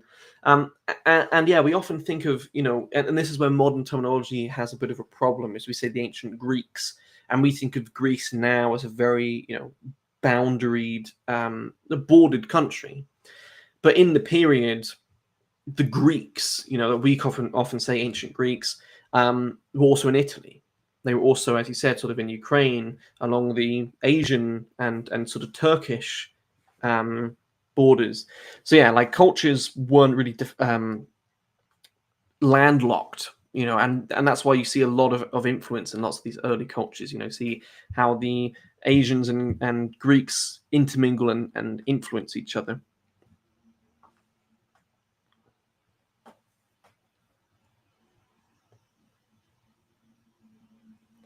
Military history is interesting because now that comment's gone. There it is. Because at the risk of unfortunate loss of life, it's usually followed by progression in tech or culture. Yeah, that's something that is really interesting, right? I mean, even looking at it in more modern history, like the World Wars, how much progression is made in times of war. There's almost an economic boost in some cases, which is weird because you would think that war would have a massive economic impact, negative impact. But it doesn't really. It often boosts economies and stuff like that. And of course, there's certain economical theories like military-industrial complexes, which basically suggest that certain countries who spend a massive amount on military, for instance, the United States, often has to be involved in war in some way to just keep that economy rolling, which is interesting to look at. So yeah, war often has a massive impact on technological advancements, economic advancements, and cultural advancements and changes as well.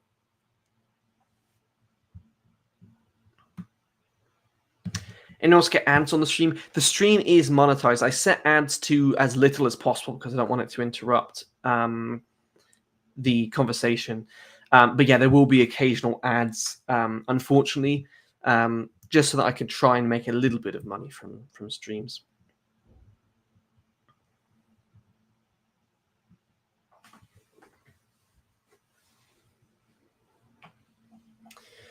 Thinking about Plutarch's sayings of the Spartans, did Greeks think of the Spartans as cool as well as fearsome?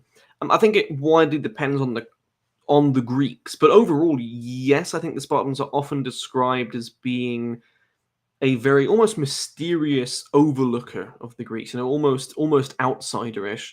But we have many quips and dialogues that are attributed to Spartans that seem to have had quite a sort of a badass atmosphere to them. So yeah, I think the Spartans were often considered to have been a very admirable or just very intriguing culture by lots of the ancient Greeks.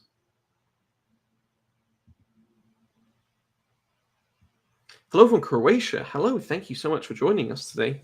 And this is one thing I love about the stream. I love being able to. I try and respond to as many comments as I can on YouTube, anyways.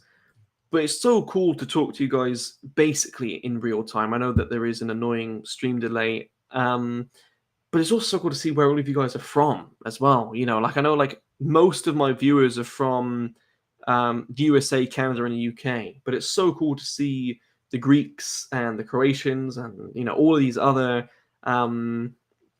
nationalities. It's so cool to see. I love that. Someone was from the Himalayas as well. That's so cool. But yeah, so I'm thinking for live streams that every Saturday, well, not every Saturday, but I'll try and do every Saturday. Sometimes I'm not here on weekends, especially at events. But every Saturday at around 3:00, we'll do a live stream, and we've got a pretty steady flow of people. We've stuck at around 16 to 20 people for the whole stream, so it seems to be a decently active time. So there's that. Hopefully that works for everyone. So that'd be really, really cool. Yeah, Xenophon had a very favorable opinion of the Spartans. Oh, absolutely. I mean, he was an Athenian who moved to Sparta, put his own kids through the education system, and of course, Sparta is such a complicated culture to look at because basically no source is clear of bias. You have Thucydides who loses a battle to the Spartans, so he sort of lionizes them. You have Xenophon, who was originally an Athenian and then moves to Sparta, and then he sort of becomes a Spartan propagandist in a way. Also really valuable because he lives in Sparta and his own kids go through the agoge. Like he gives us the most descriptive accounts of the education system. You have Plutarch, who gets a lot of his information from a man called Philocus, who was living in the time of the Spartan reformer kings, and often is skeptical and anti-Sparta. So it's a really complicated culture to try and look at because you have to decipher ancient bias. Modern bias is a massive thing. You have loads of modern historians that use ancient people as a means of pushing politics, which is annoying, left and right. You then have other modern historians who I've talked about before, like Brett Devereaux, who is just an absolutely failed historian, in my opinion, who literally confessed basically to making his own mirage to counter the American right's love of Sparta. So Sparta is a really complicated culture to study because it's just been influenced by ancient and modern scholars who will have their own biases and agendas. Kay is tuning in from Australia. That is awesome. Lovely to see the Aussies in here as well. Isn't it 4:30 a.m. for you in Australia? Aren't you guys exactly 12 hours ahead of us? In which case, I'm glad to see that you're spending your mornings right and tuning into the stream. From the mysterious land of Louisiana. Holy, those guys are sketchy. Jackal shields in Halo look very similar to B18 shields. I'm actually not familiar. But that, we sort of see very similar shield shapes. It doesn't surprise me. Martin's got to head out. Well, thanks very much, Martin, for tuning in. Nice to chat to you as well. And everyone, make sure to go and subscribe to Martin's channel and follow the Heroes of Bronze journey because we really want to make sure that that's going to happen.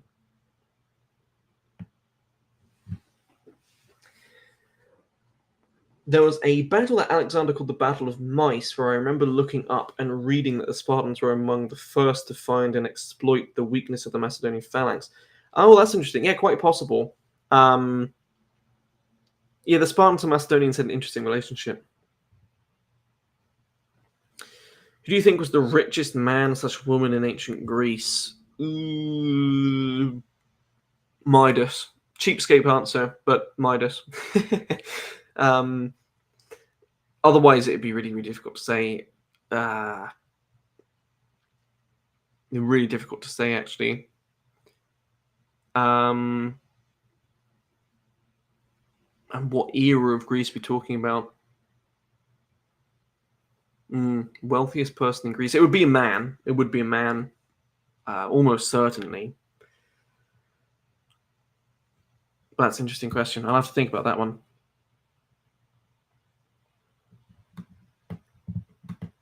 We got from Colorado also. So all of you Yanks, all of you Americans, you got to make sure that you come to these events. I don't care if you got to drive a long way.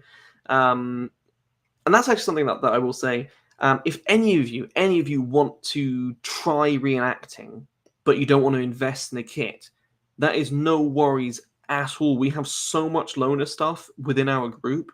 You can show up to an event for a weekend, try it out. If you want to get into it, then you can keep using loaner gear as you slowly build up your kit. Or if you decide it's not for you, that is absolutely fine and you don't have to ever show your face again. But don't let the monetary and time restraints stop you from trying reenacting. If you guys are in Canada or the US and you want to try a ancient Greek reenactment event or a living history event, then either get in contact with me or get in contact with Andrew on the Greek Phalanx website or Facebook group and come and try it. You know, we have loaner chitons, we have loaner tents, we have loaner armor, we have so much stuff that you guys can try out if you don't want to jump into reenacting. So yeah, definitely let me know if you guys ever want to try an event, or even if you don't want to participate in an event, but you still want to come and see what it's like. One of our channel members, Sean, I met at MTA this year. So that was really, really cool.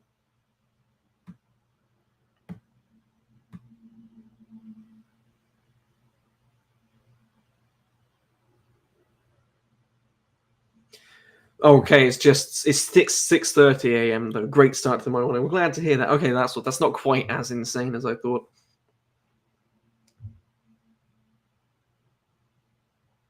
Or 3 o'clock in which time zone? Eastern Standard Time. So an hour and a half back from now would be when the streams would start.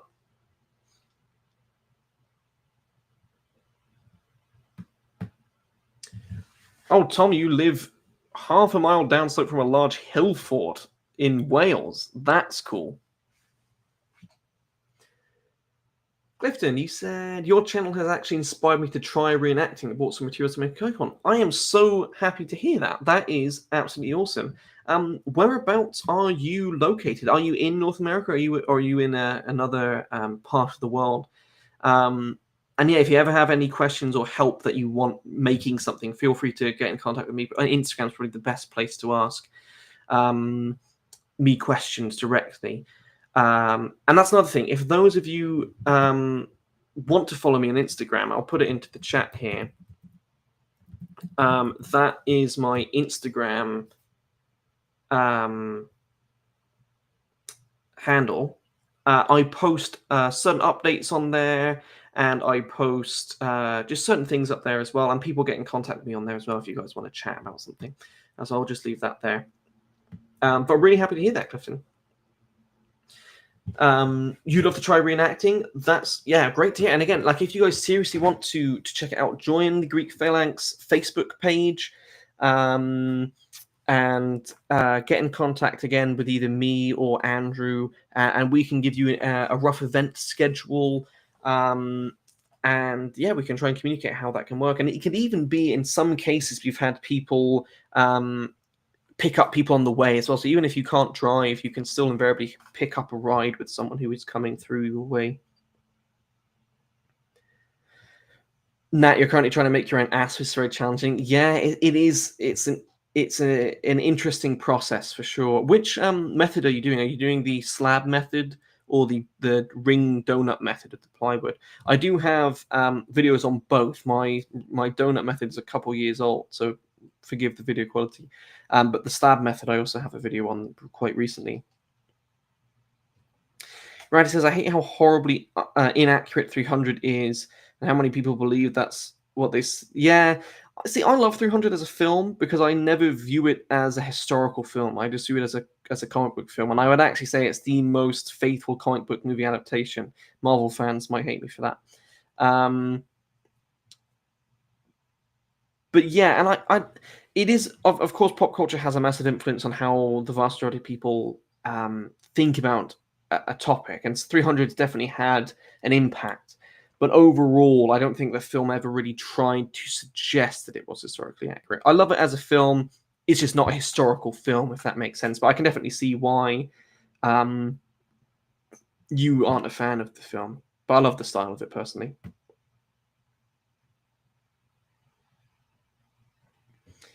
Are there any tips you have for transporting a full platoon from events? I actually get this question a lot. and maybe I should do a video on this. It basically, you just try and play Tetris in the car. You know, fill shields with blankets and clothing, and then you put another shield on top of that. You wrap that in fur. You stuff that to the side. You know, stuff greaves inside of a cuirass and wrap that up with stuff, and then wrap the cuirass up and stack it all around. Spears go through the center console, and you put pool noodles on the end so that you don't accidentally skewer the car. Sort of things like that. It's a bit of a trial and error, just sort of pack in the in the back of the car.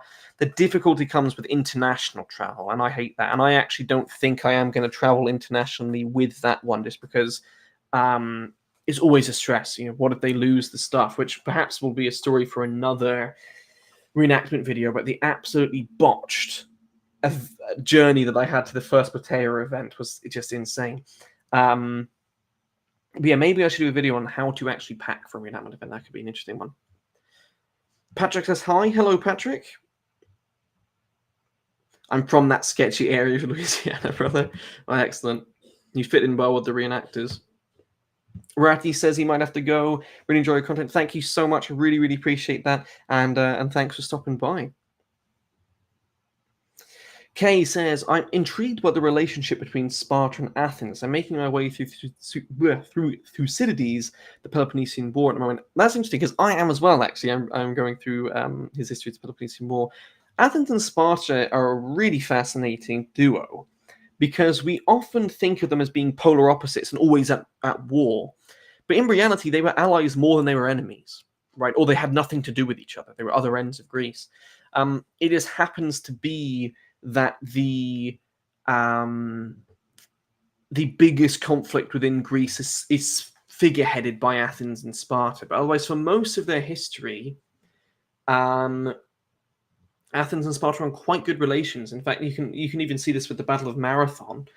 The Spartans were, apart from the Plataeans, the only other polis to actually send an army to aid the Athenians. Now, they arrived a day late, but they did still send aid to the Athenians at Marathon, which is interesting.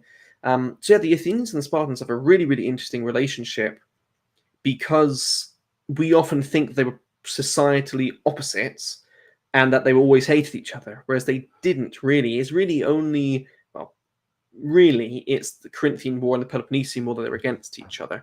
Otherwise, they are then fighting with each other against Thebes later. They're fighting with each other against the Persians. They are an interesting relationship.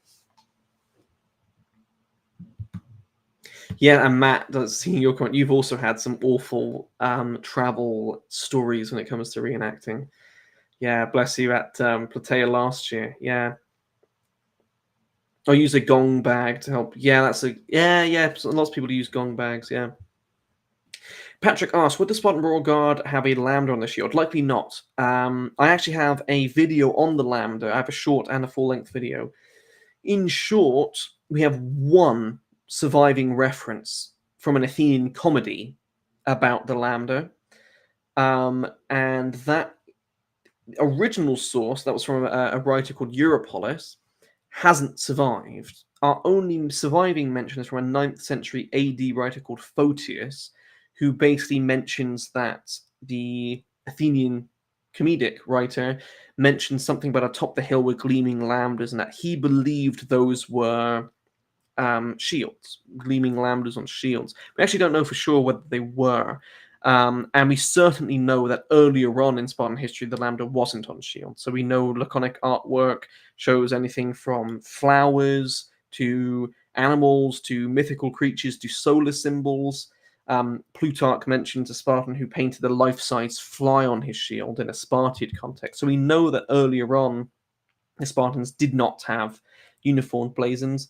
The theory that myself and Paul Bardunius believe is that it was likely a shield given to conscripted helots to fight during the Peloponnesian Wars. Your Laconian property fighting for Laconia, here's your Laconic shield. But we don't know for sure. We don't know for sure if it was a shield blazon. It probably was. But it probably wasn't used by the actual Spartiates themselves, if it was used. And we certainly know it wasn't used at the time of Leonidas, for example. So it seems to be around 420 BC if it was used at all. JS says, "Hey Leonidas, who is your favorite ancient author?" Hello, that is a great question, and there are so many choices. So many choices. My favorite ancient author, I'm probably going to have to say Xenophon, just because he gives a really, really interesting, detailed account of Sparta. But there's a lot of really, really good authors.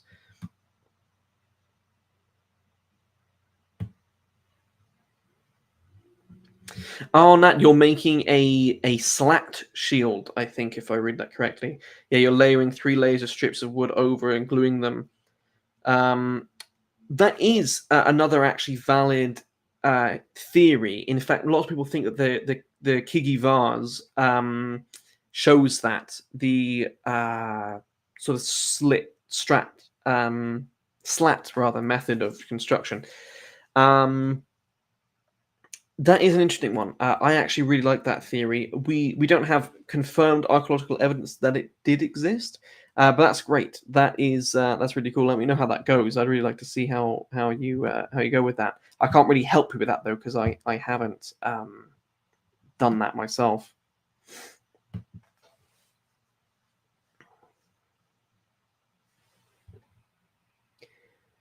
Kyle asks, how do I buy/make my own reenactment gear? That is a really, really difficult question because it depends on a lot. I also have a lot of videos on the channel on armor guides and how-to videos. I have a playlist in the channel playlist section if you're interested in that. It depends a lot on your budget, your overall goal, your own like sort of crafting capabilities. But you typically, make as much as you can from scratch. Like clothing is the most important thing, unless you want to do some heroic nudity, which I wouldn't recommend, especially not at our events. Danny, starting to get late. You have to go. Awesome. Thanks very much for tuning in. Really nice to talk to you. So it really depends. Basically, how it would then work is you would then get in contact with an armorer of your choice, and that escalates depending on your personal budget and your intent. For instance, the panoply that you see over there took me over 5 years to build and work with armorers to do. It took a lot of time to save that for that amount of money because each piece is very expensive. But as a result, I've managed to build a panoply of museum level replica quality. But by no means you have to do that. Like that was a massive project that I took on and I still haven't finished, with the intent of trying to build one of the most accurate panoplies that I could. There's less expensive armor options out there, like Liebes Steelcrafts or Genius Steelcrafts or Danielle Steelcrafts, and you basically just have to get in contact with them and work something out from there. But yeah, I'd highly recommend, if you want to get join the International Hoplite discussion group on Facebook. Massive valuable amounts of information. Check out thegreekphalanx.org. I'll put that our group. I'll put that in the comments here. We have a lot of articles on constructing a kit. So yeah, that's basically how you start, is asking questions, trying to build as much as you can yourself, and then getting in contact with armorers. But yeah, there's videos to guide you through the process on my channel. There's articles to help you through on our group's website, and the International Hoplite discussion group. You can basically ask any questions you want on there, and you'll get a wealth of answers.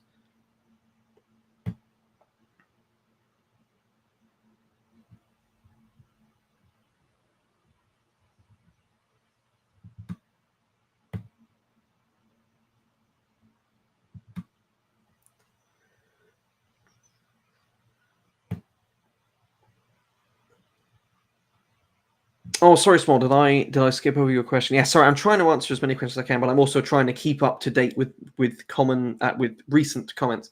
So I think you might have skipped over my question of what is the best era in Greece for any beginner reenactor who's building their panoply.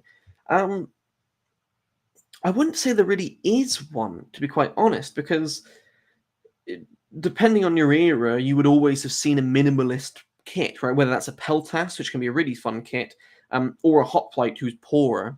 All you need to get started, again, as I said with our group, you don't actually need anything to get started, but all you really need to get started is a chiton, a shield, a helmet, and a spear. You can buy into the hobby for about 1,000 USD. You know, get a decent quality helmet, make or buy a shield, and that's a minimalist hoplite that's perfectly serviceable for classical or archaic periods. Obviously, the helmet that you get it will change depending on what era you are wanting to do. But yeah, I would start off. The archaic period's my personal favorite, just style of warfare and style of armament, and to build into it. But yeah, it really depends. Start slow. Don't buy into loads of things. Save your funds to buy, good quality. Say you have a $500 budget. Instead of buying a $200 cheap helmet and a $200 set of greaves, spend $500 on the helmet, and then save up some more stuff. That's how I'd recommend doing it. So it really depends. Like, I wouldn't necessarily say there's one era that's more beginner friendly than the other. But just start minimalist, build a good quality minimalist kit that you slowly expand into being a more extravagant kit, if that's even what you want to do. Some of the best kits out there are minimalist kits. Hopefully that answers your question. JS asks, how far does your interest extend into Hellenistic period compared to the classical? Basically not at all. I've never delved into the Hellenistic period, to be quite honest. My main interest is archaic, so around 600 to 500 BC, and into the Peloponnesian Wars, into the classical. But anything after that, basically after Leucatra and the campaigns of Apame and Ondas, is where my area of interest sort of lacks. Not that I'd never get into it, it's just I never have really studied Hellenistic history as much. It's why I don't do videos on it. I only really like to do videos that I, for one, importantly, have practical experience with doing, like archaic and classical phalanx formations and living history. But also, I've just never really done much research into it. Matt, you say that you're also planning on setting up a blacksmithing shop and considering making armor for reenactors too. Been working on an iron. Yes, I've seen the. Yeah, that's awesome. And that's something that I would really love to see our group doing. I have actually been thinking, and I've come on and off this idea of actually offering a shield making service, especially within our group, because lots of other reenactment groups have people within the group that contribute. They have their own craftsmen that contribute to the group. So, like you have people in medieval reenactment groups have like a shoemaker within their group who makes shoes and people can buy them from them, or like clothes making and stuff like that. So I would love for the Greek phalanx, especially because lots of unless you make them yourself, basically India or Europe is the only place that you can get aspines from, shields from. It's a massive financial barrier because of the shipping costs. So I think that'd be awesome. Yeah, if you set up that forge and you're willing to make armor, I'm hoping that Andrew does as well with Jeff Watson's workshop. I'm waiting for him to say that he's taking armor commissions. But yeah, I think that'd be really great. Any recommendations on sandals? The go-to sandals for a Greek reenactment are from Danielle Steelcraft. You can get them from Danielle Steelcraft, or like Celtic Web Merchant sells them as well. Barefoot is a legitimate option. I've been going barefoot more at our grassy events, or making sandals. You can find instructions on Matthew Amp's reenactment website on how to make sandals. They're also quite simple.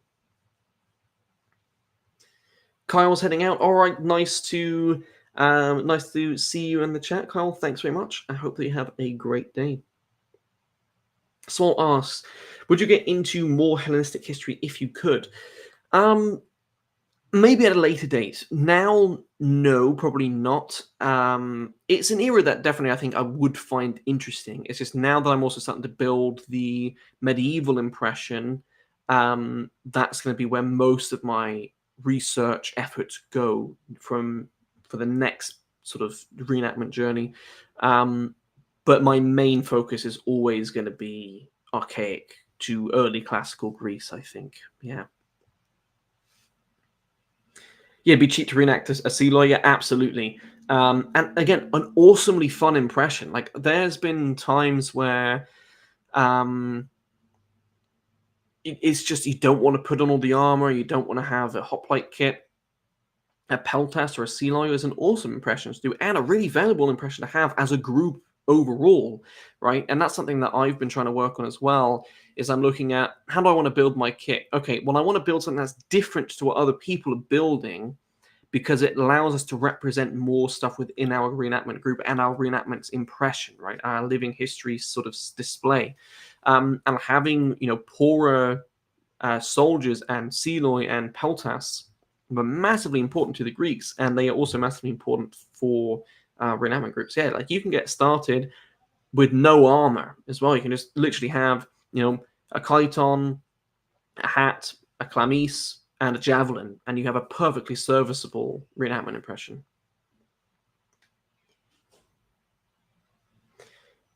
Yeah, I figure that considering all of your videos are archaic or classical, but yeah, my physical similarities to Alexander betrays you. Yeah, I've been told that I look like Alexander or Cupid, and I don't know how I feel about that. Yeah, I often think that my hair looks quite Alexander-ish. Unfortunately, my girlfriend doesn't like long hair, so she refuses to allow me to grow it to be proper Spartan etiquette. So that is unfortunate.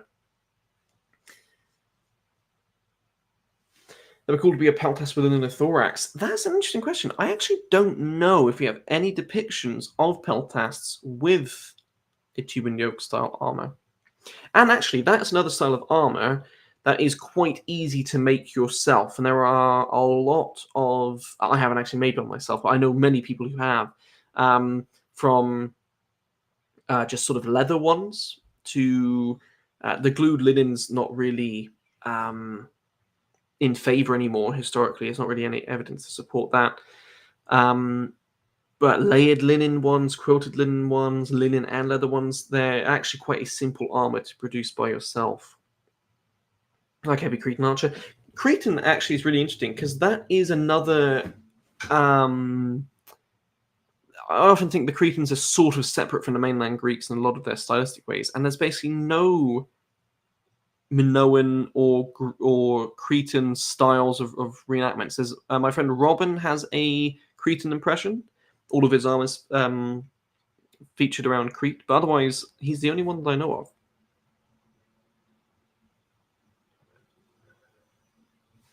But yeah, I mean, getting into ancient Greece reenactment-wise is quite easy to start, but it can be quite complicated once you get going. But again, the community within that is great. People are always willing to help wherever they can. During the Plataea event you participated in, were there any people using Persian armors? I don't see. Yeah, it's an interesting. Yeah, you don't see very many Archimed. I always have struggle saying that word. I'll just say Persian era armors. Archimenid. My gosh, there's certain words. I swear it's just my English tongue. It really struggles to pronounce, and that is one of them. Yes, so Plataea 2022, there were a few Persians. The biggest problem is that there's a big Persian reenactment group in Bulgaria, and they had basically, apparently Greece and Bulgaria have a few hostile relations, and the Greek border services didn't let that group cross. So we were supposed to have 2 times the numbers of people for Plataea 2022, but the Persians weren't allowed in. Then for Plataea 2024, last summer, we had some people that doubled up as Persians, but otherwise, no, we didn't really last year. But the year before that, we had a few, and we're supposed to have way more. But Persian reenactment is starting to grow, and there's a few people in our group who are doing Persian. I think there's 4 people now that are doing Persian. Aldrete did some good work on the thorax. I disagree. He definitely did a lot of work in getting the armor out there, but He's again using the glued layered linen example, which has no historical backing whatsoever. That was first a theory that was put forward by Peter Connolly. There's no archaeological evidence, there's no literary evidence, and more importantly, if you cross-reference any other culture that uses linen armors, I don't believe we see any forms of glued linen armors. So I'm actually going to be doing a video on the linothorax and why the glued layered linen has rapidly dropped out of favor. He also did some very questionable tests with a student and a bow with no protection. But overall, yeah, I'd say he did a very good job at exposing the linothorax to more people. I don't agree with his construction method, is what I'll say. People use archers at these reenactments. If so, how does that work? Yes, but you use arrows that have basically marshmallow ends, like foam ends, and aren't big enough to go through eye holes or yeah. But basically, you shoot blunt arrows with big foam ends. And that sometimes depends on the style of reenactment you're doing. I know lots of the medieval guys have very small foam ends. Other groups were typically less armored. You see basically, yeah, like a big marshmallow. I don't know if you've ever seen like archery tag, but you sometimes shoot things like that. Would you try bringing your Biotin shield to an event alongside your archaic panoply? I'd always bring the Biotin shield as a loner shield or just as a display shield. And it's the type of thing that I would actually like to fight one-on-one with. I think that would be interesting to do. But otherwise, overall, I don't typically use it with my impression. I usually use my I call it my mint, but my solar shield over there, just a regular aspect. Partly because the Biotin shield doesn't really work as well in our formational demos, but also I think that just goes better with the color scheme of my panoply. Could you do a video on which armors is accurate in Assassin's Creed Odyssey? We actually have a video on that already with my friend Benny Trusker. It is, I believe it's called Historian Rates or Reacts to Armors as Seen in Assassin's Creed Odyssey. So I believe there's a playlist called Historian Reacts. I think it should be in there if you want to watch that. Overall, most of them aren't. Some of them are all right, though.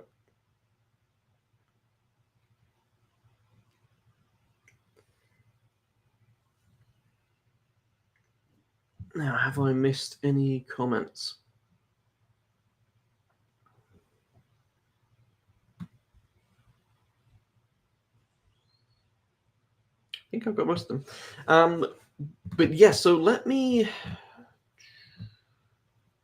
Is there anyone who could possibly actually make it to Days of Nights next weekend? My US states geography isn't great, being a European. So Lancaster, Ohio. I think it would just be a really, really cool event to go and see. But also, of course, if any of you do want to participate, we can bring loaner stuff as well, if it's realistic for you to get there. Friday evening to Sunday early afternoon, I believe, is how the event goes. But it would be awesome to get. I know there's a lot of you guys who watch this channel who are North American based, who do have an interest in getting started in reenacting. And yeah, definitely, like, just come out to an event. Even if you don't want to participate, just come out to an event. It would be really, really cool to grow some more people, and our group is growing massively.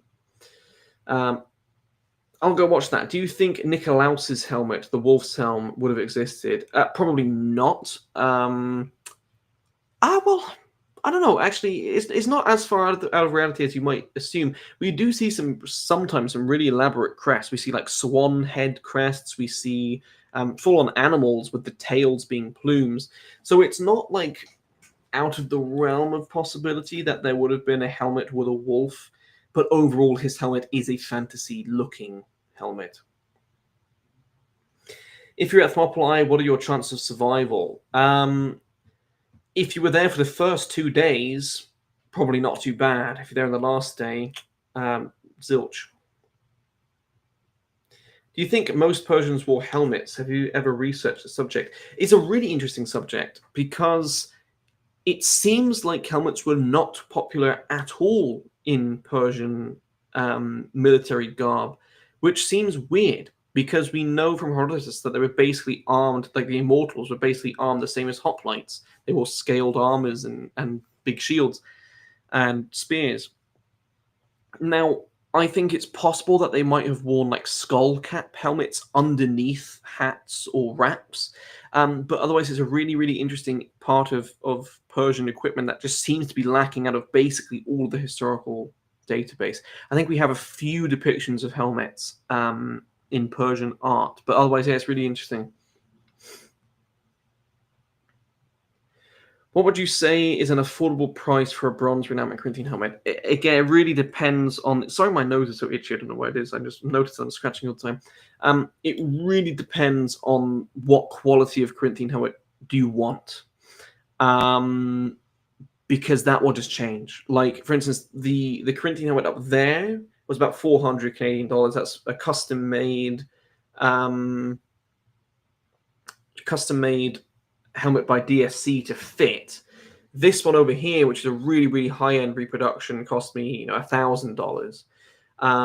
So it really depends. So I would say and depends on the helmet that you're getting. Like a Pilos helmet, you can get a good quality Pilos helmet for like $120 from Genius Steel Crafts. But if you're looking for like a good serviceable, like these are sort of the reenactment standard, perfectly good looking helmet, you're looking at around 400 Canadian dollars ish, so like 350 USD. If you're looking for like high end stuff, you're looking at 800, 1,000, something around there. Would you ever try that J-shaped crest on a Corinthian? I made one. Let me go and grab it and show you.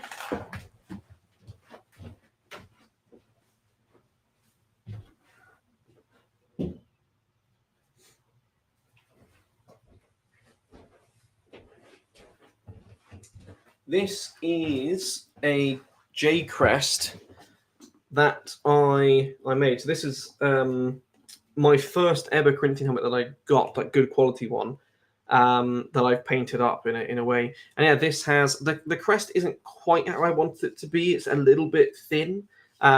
This lighting doesn't do it favors. Otherwise, it looks quite all right.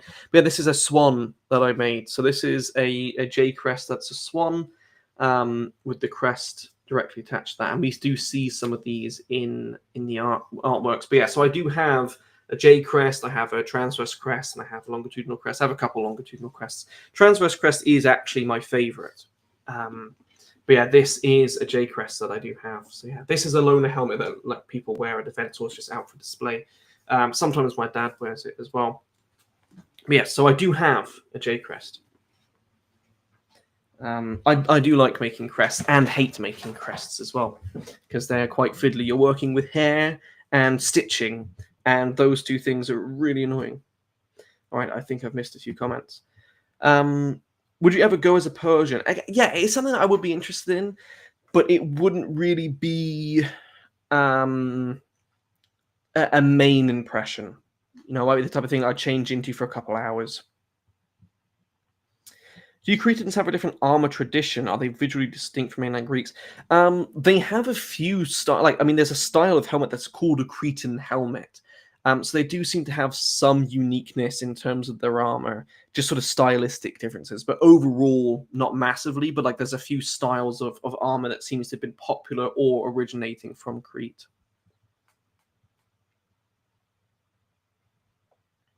Yeah, it seems strange that the Persians wouldn't wear them, considering the prevalence of helmets in other Near Eastern civilizations. Yeah, I think it's probably more of just a case of art doesn't show it because either they're under wraps, like they're just sort of skull caps, like you might see under a great helmet in the later medieval period. Yeah, I think so it's an interesting mystery that we can't really say for certain. Wow, so cool. Thank you very much. Appreciate that. It's possible that the helmet wasn't as used because they were moving their army around and logistically it made sense to focus on food stuff. Yeah, but I mean, know that they wore other armors. I think that's one of the most interesting things is that typically helmets are the armor that you prioritize first because you can survive body stabs and stuff like that and hits to the body a lot more than a hit to the head. The head is one of the most catastrophic areas to get hit because even if it doesn't kill you instantly, um, you can have some. The head is just a very vulnerable part. So typically, helmets are the first armor to wear. Um, and if it's just a skull cap, essentially, then they shouldn't be that hard to transport. But it's just interesting. Why do you have so few archaeological finds and artistic depictions of them? Maybe they were made of iron, so they rotted away, or mass-produced helmets typically aren't preserved by people, just everyday people's items. So if the Persians mass-produced helmets, they might be the type of thing that gets repurposed. The Wolf's was my favorite. Also, what did the Spartan war hero muscle crest existed? For those who want helmets, is it possible to make using sheet metal? Spartan war hero muscle cuirass is again, it's a fantasy cuirass, but in principle, yes, you do see muscle cuirasses with the epomides over the top, typically a more Hellenistic, but sort of 4th century, late 5th century thing. Out of sheet metal, again, it sort of depends what you're after. So, like, most of these are hammered out of sheet metal, but it's done in a way like Ferrin raises them from one sheet. So it sort of depends what you're after. Do I still have that yellow shield with the 2 wolves on it? The Viking one? No, that one I destroyed in a shield test video. Basically, I just wanted to destroy it with a Dane axe that I got. So I don't have that one anymore.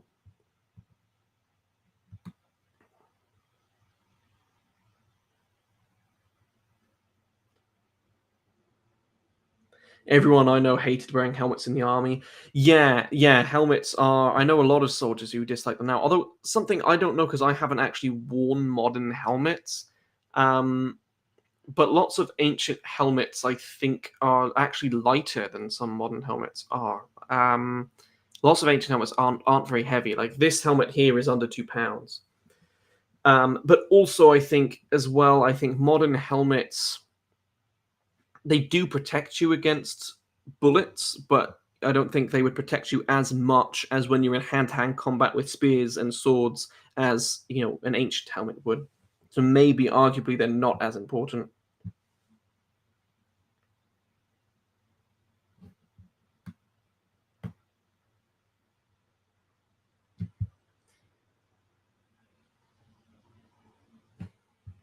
How much decoration could a really rich hoplite get?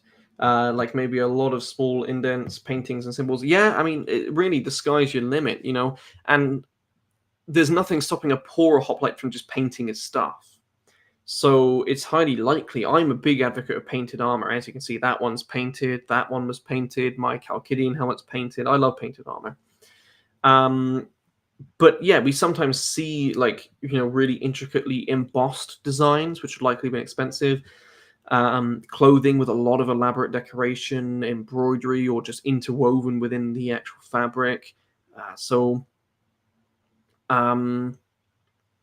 Yeah, really, it's up to the individual's preference, right? Like some people might not like overly decorated things, but yeah, you could see armor that was entirely embossed, really.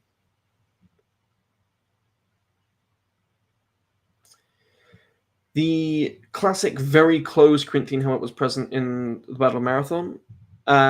Yes, so we would have seen that sort of Hermione Corinthian, like the one up there. Yeah, Marathon was what, 490 set. You would have seen those at that time. Yeah.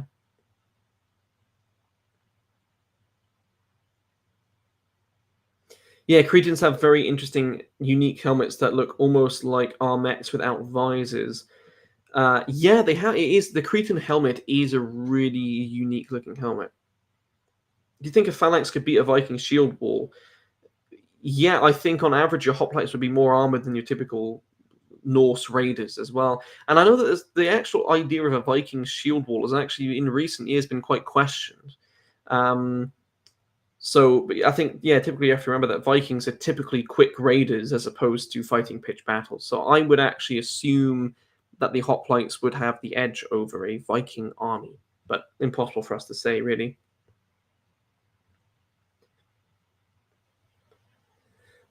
Wouldn't Persian leather skullcaps be more likely given the lack of survival helmets, even in the ritual deposits at Delphi? It's possible, but again, if they were iron, they would highly likely have just rusted away. But yeah, it's hard. It's hard for us to say. Again, that whole topic is just a big mystery. Like, why is the evidence of helmets in Persia so lacking? Yet it's so strange that they're lacking because they are just such an important part of armament. So it is a really, really interesting question that we can't really answer. Yeah. Was the archaic Corinthian helmet used a lot in the Greco-Persian wars, or was the Hermione Corinthian? Well, they're both archaic, right? That's something that we sort of need to consider. We typically talk of archaic Corinthians as being like earlier styles, but basically the Corinthian helmet is an archaic helmet predominantly. But yeah, you would have seen this, maybe not quite Myros Corinthians. These would be a little bit old at that time, but yeah, you would have definitely have seen other 6th century helmets worn in the Greco-Persian Wars. The Greco-Persian Wars are a really interesting period because they are basically taking place in the heart of the transitional period from the archaic to the classical. So armament's going under a lot of change, sort of warfare's going under a lot of change. Like, he would have probably seen some hoplites with the fully armored getup of the arm armors, the foot armors, the thigh armors, and everything else. With older style helmets, like Leonidas was 60 years old, so he was probably wearing armor that was older than a 20-year-old at that time. So yeah, but we definitely would have seen more archaic styled Corinthians in that time. Yeah, absolutely.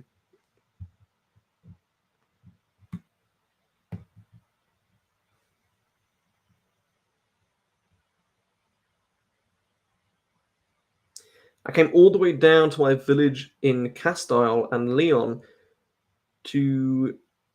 Where did that come and go? There it is. My gosh, 3 people commented at the same time. I was like, where did that comment go that I was reading? Let's pick up my panoply and bring it back to the city for carnival. Oh, that's cool. What panoply do you have?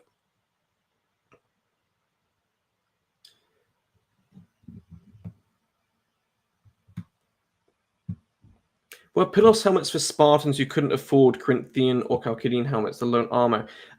Difficult for us to say, right? We don't really know that the Pylos helmet was super common in Sparta.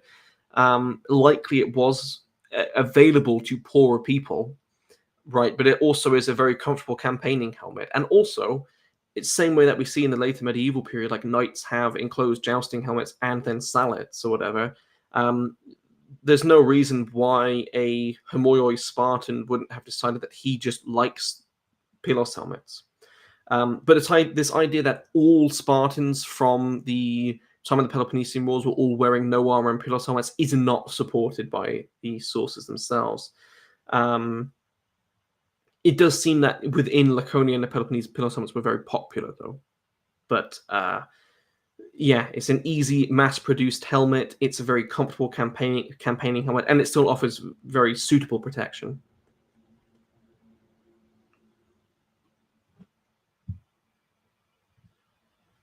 What are the arguments for the Viking shield not being used? I'm not super up to date for it, but basically I think it's just lots of the actual written accounts have been questioned for various reasons about how they describe shield walls, or more the lack of describing of shield walls. And I think you also have to remember that most of the time a Viking raid was just that, a raid. It's not really a pitched battle. Now, I think you would have seen some form of shield wall formation. Whether it was anything, complex is another question. But typically we see armies with shields adopting some form of formation. Hello, have you read the website of Helena Schrader, Sparta Reconsidered? I haven't read a lot of it. but I have read some of her stuff. I don't agree with all of it, but overall, I think she does a really, really good job.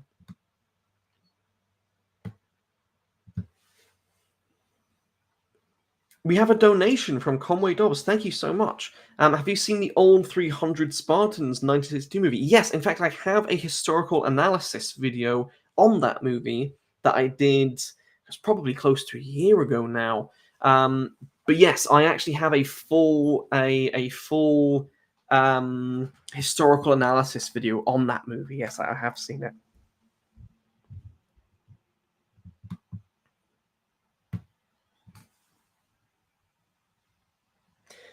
Beowulf says, I have to say that this summer, after working a lot, I finally obtained my hot plate kit. I'm from Spain, and here is very difficult to obtain this equipment. You completely inspire me to go for it. Well, that is excellent to hear. Thank you so much for letting me know. There is a massive reenactment group in Spain for ancient Greek armies. Athena Promachos, my friend Pablo, is the main organizer, and Ferran Garreta, who made that helmet for me, they're one of the best armorers out there, are a Spanish company. So you do definitely have some options there in Spain to get some armor. And next door in Italy, there's also some armorers as well that are very, very good. But definitely, if you want to get involved in the reenactment world, yeah, Athena Promachos is one of the biggest reenactment groups, and it happens to be in Spain.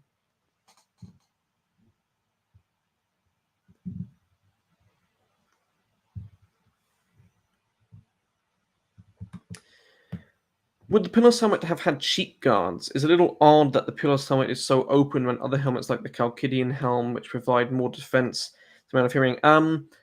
We have some archaeological finds of Pilos helmets with cheek guards and sometimes neck defenders. They seem to be a later thing though, so not really more of a 300 BC thing. But again, the Pilos helmet is just a massively easy mass-produced helmet, right? So adding hinged cheek plates adds a lot of time and precision into these helmets. Whereas if you're trying to knock out, a lot of easily accessible helmets for poorer people, then a cone is basically as simple as you can get, and it's also a very good shape for a helmet. Right? It's very deflective, and we basically see that shape being used by nasal helmets all throughout the medieval period. So Pilos helmets would have just been quite effective. They would have been quite comfortable to wear and quite easily producible. So that's probably why they're really, really popular. And of course, the style of the Pilos hat was also very popular.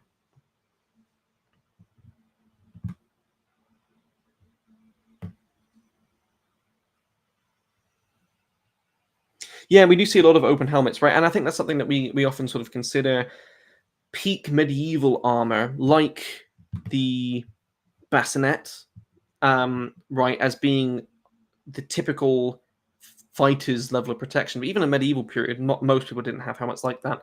But having an open face can be advantageous in certain circumstances, especially when we're dealing with armies that are already super protected by shields and formations. You can afford to sort of have an open face. And of course, we have to take into account heat. It's a big part of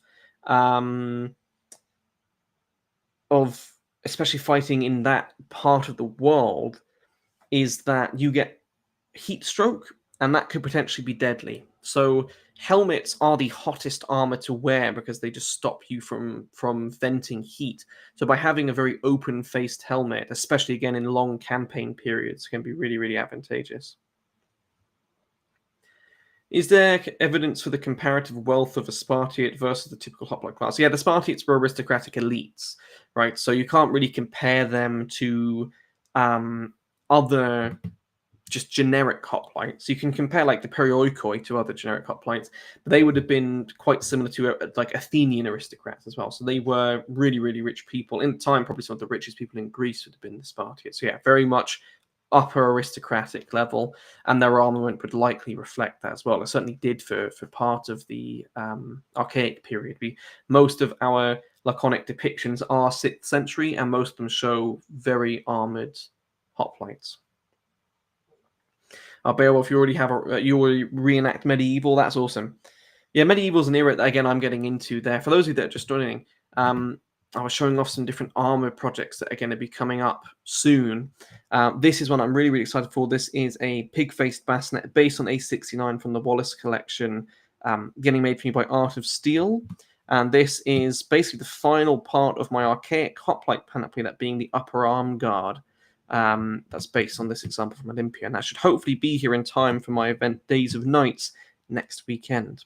So I'm very, very excited for both of these styles of armors. This has been the bassinet has been a 5-year project, and then unfortunately, when I first commissioned it, the poor guy's shop got destroyed. But now I finally get one of those made. My favorite helmet. So just a little update, because I just see that we have some more people joining. Anyways, back to this. JS asks, do you think it's possible that some hoplites fought naked with just a helmet, shield, and spear? Yeah, I think it's definitely possible. Again,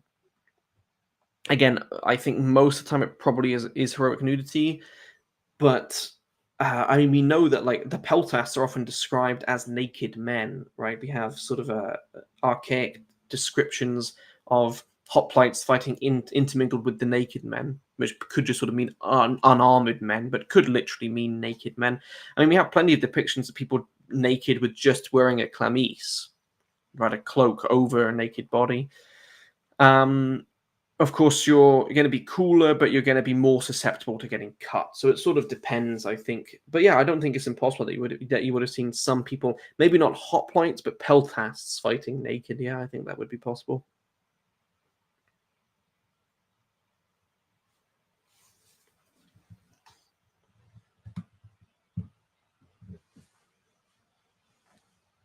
Sort of interesting to think, how people perceive threat. It's like the whole idea of you going to war without a shoe would be so weird for us, but it seems that it was actually done quite a lot in the ancient world. And of course, feet would be conditioned if you were going barefoot for a long amount of time. But all right, I'm looking at the time. We've been live for 2 hours and 26 minutes and 25 seconds. I think I'm probably going to wrap that up. I have dinner to cook. Thank you so much, everyone, for joining me today. I hope that you enjoyed the stream. I certainly had a good time. Really, really nice to touch base with everyone. Again, if you guys are semi-local to Days of Nights in Lancaster, Ohio, make sure to stop in. It'd be really, really nice to see some people. Thanks so much for the conversations. Also, I released a video recently, which seems to have been dropped by the algorithm a little bit, on what Leonidas actually looks like. I had a few questions in this chat about Leonidas. Go ahead and give that a watch if you haven't already. And there is a new video on Corinthian helmets coming out on Monday. So keep an eye out for that as well. Alrighty, thanks so much, guys. Take care. Have a great evening, afternoon, morning, night, wherever you are. And I'll hopefully catch you on Monday in my next video, and whenever the next live stream will be, which won't be next Saturday. But it will be maybe at some point during the next week. So thanks so much. Thanks for tuning in. And yeah, we'll hopefully catch you later. See you guys.